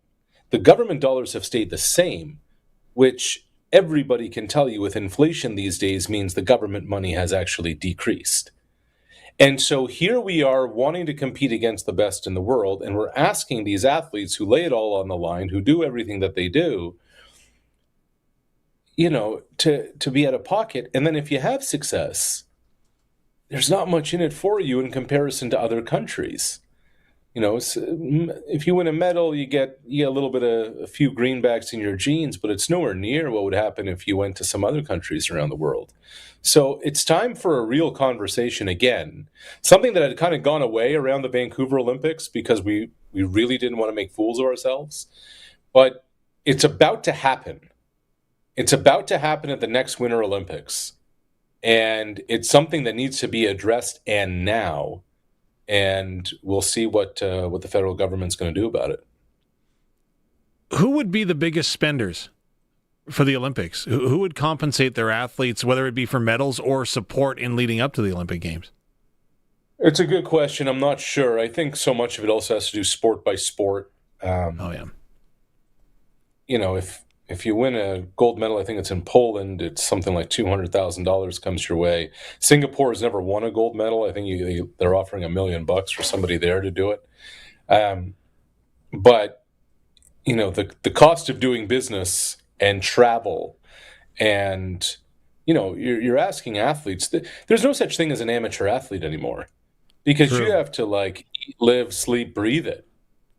When I was in town in November for the Vanier Cup, just having conversations with coaches and administrators of what university athletes now go through, I'm like, man, not to age myself, but when I was in college, the old lineman kept weight on by eating poutine. We've come a long way, and when you end up sending U Sports kids to the NFL, there's a reason for it, but it comes at a price and it comes at a cost. And it requires a national vision and everybody pulling in the same direction for there to be success. That's very cool about the Singapore team. Again, thinking back, the Jamaican bobsled team, they got to hang with John Candy. Kind of the same thing. That's it. Chris Jones of CBC did a great piece on this. The Italians. So Courtney Sorrow today won a 5th medal. When she had 3, her cash haul was going to be $55,000, which sounds like a lot, except $55,000 over 4 years only takes you so far, and you get taxed on it. Yeah. But with 3 medals, if she were Italian, she'd be making almost 7 times that. If she were from Poland, it would have been over $200,000 with a furnished apartment and a car and artwork and jewelry. And Singapore apparently was going to be over $1 million. Wow. Well, okay. Yeah. You mentioned baseball, and that's got my blood flowing because I don't miss any of the 162. The Toronto Blue Jays, all other teams are down, assembling themselves in Florida. Wow, what are you seeing from this Toronto Blue Jays team? Well, I'm seeing now a Blue Jay team that, if there was any question about it before, it's gone away. That the face of this franchise, the heartbeat of this franchise, is Vladimir Guerrero Jr. You know, and you think about when Vlad arrived in 2019, it was with Bo and it was with Kevin, the sons of the major leaguers, and what this was all to be. And all those guys from that whole era, Danny Jansen and Ryan Barucki and Jordan Romano and Bichette and Biggio, they're all gone. And Vlad remains the face of it, and that there is no doubt now. George Springer's got another year left on his contract. He's probably done after this one. So as this franchise kind of moves forward in this era, post-World Series era, competitive window era, all eyes will be on 27. And they're going to go as far as he takes them, but as if it wasn't already Vladmania, it's now completely Vladmania. Two quick questions for you before we go. Number one is, when you hear the conflicting stories of free agents, so guys that signed with the Toronto Blue Jays, we loved the nation, the idea of a whole country behind us. We saw what happened in the World Series. We're so happy to be here. For the guys that leave, well, you know what? That turf took a pounding on my body. Is that always going to be the Achilles heel of the Blue Jays and free agency, or have we gotten by that, the whole turf issue? Yeah, that's in the rearview mirror. Look, I think free agency just remains the same as it always has been. Who's going to offer me the most money, and what's the best opportunity for me? Now, if it's relatively close to the same offer, does the clubhouse vibe, does the culture, does the idea of winning? A lot of guys love Toronto. All that's real, but the Blue Jays were coming nowhere near the offer that Bo Bichette got from the Mets. I don't think Bo wanted to come back, and I don't think the Blue Jays wanted him back, quite frankly. And the turf thing just becomes an easy thing to talk about. You know, I think in his heart of hearts, Chris Bassett would have loved to have come back to the Blue Jays. Was he offered a real contract? I mean, the Orioles just gave him, 1 year, $18 million, something like that? That wasn't happening here, especially not after going to get Dylan Cease and Cody Ponce. So, yeah, the turf thing's not a turf thing. All right, last thing before we go. The head of the MLB Players Union went ahead and resigned. You name what the labor situation is going to look like in the MLB, but it looks like we are headed down a real dangerous path for lovers of baseball. What do you see in that resignation? Well, I see a players' association that quickly needs to scramble to find an heir apparent or replacement, whatever. I do not foresee a scenario in which the players will not be locked out at the end of this year, Dave. Like, you're a baseball guy, you love watching every night, blah, blah, blah. There will be a work stoppage in baseball at the end of this season. The question just remains, how long will it last? How messy will it get?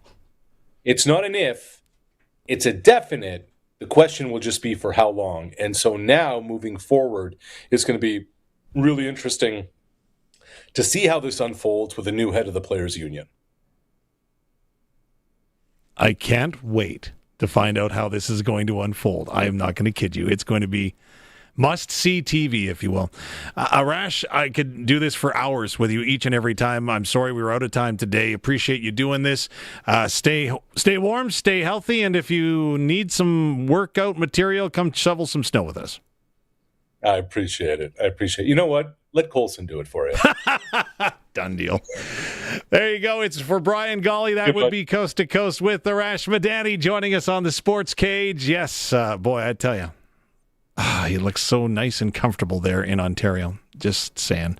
The snow shoveling coming up in a moment. We need to take a break. It is the Sports Cage, brought to you by RMP. The winter tire cost event is on now until March 31st. When you purchase a set of 4 tires, visit RMP online or in person today. Your Sports Cage ticker coming up in a moment. This is the Sports Cage on 620 CKRM. Winter in Saskatchewan tests everything, our patience, vehicles, and sometimes our bumpers. From icy parking lot dings to serious highway mishaps, choosing local matters. At Regina Motor Products Collision Center, we're Saskatchewan owned, run, and we drive these roads too. An SGI accredited full-service collision center working on all makes and models. Submit your SGI claim and book your appraisal. It's easy. When you need repairs you can trust, it's neighbors helping neighbors. Regina Motor Products Collision Center, south at Highways 1 and 6 Albert Street. RMPChevrolet.com.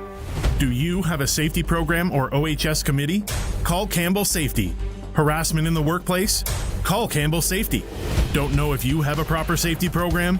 Call Campbell Safety. Once you have an injury, it's too late to have a safety program. Be proactive with Campbell Safety Consulting. They'll come out and customize your safety program and be that extra set of eyes you need. 35 years experience doing health and safety, and they have seen it all, and then some. Call them today and get a free consultation.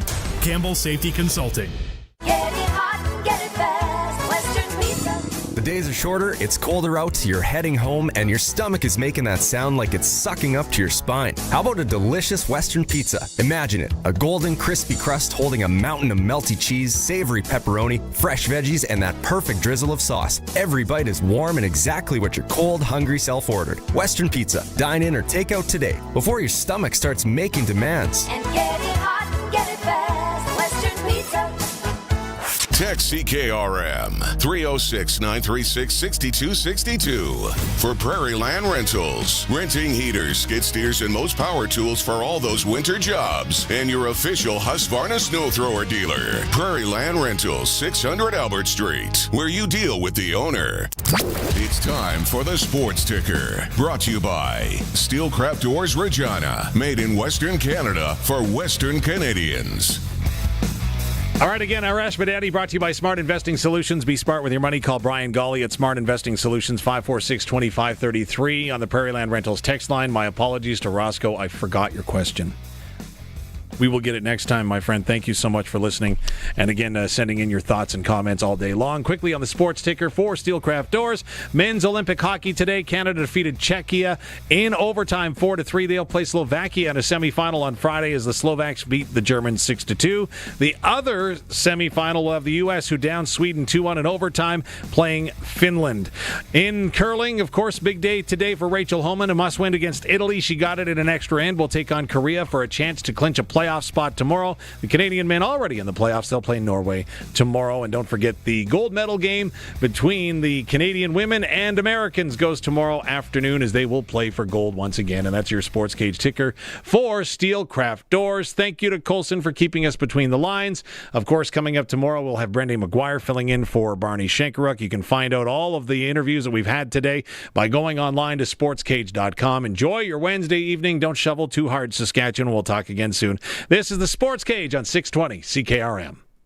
The Country Music Rewind with Colin Lovequist. Hi, it's Cody Clayton in for Colin Lovequist. We're going to head back to the year 1995, the first year Regina hosted the Grey Cup. We've got Wade Hayes, Sammy Kershaw, George Dukas, Toby Keith, and the Johners all lined up and ready to go. The Country Music Rewind with Colin Lovequist. Brought to you by Crawford's No Frills. Saturday afternoons at 4 and Sunday afternoons at 1 on Country's Greatest Hits, 620 CKRM. Are you overwhelmed by debt and getting nonstop calls from creditors? It can feel like there's no escape. Debt doesn't have to be a life sentence. A single call can turn things around. My name is Jasmine Brown. I'm a licensed insolvency trustee at BDO right here in Regina. I can help you become debt-free with a solution just for you.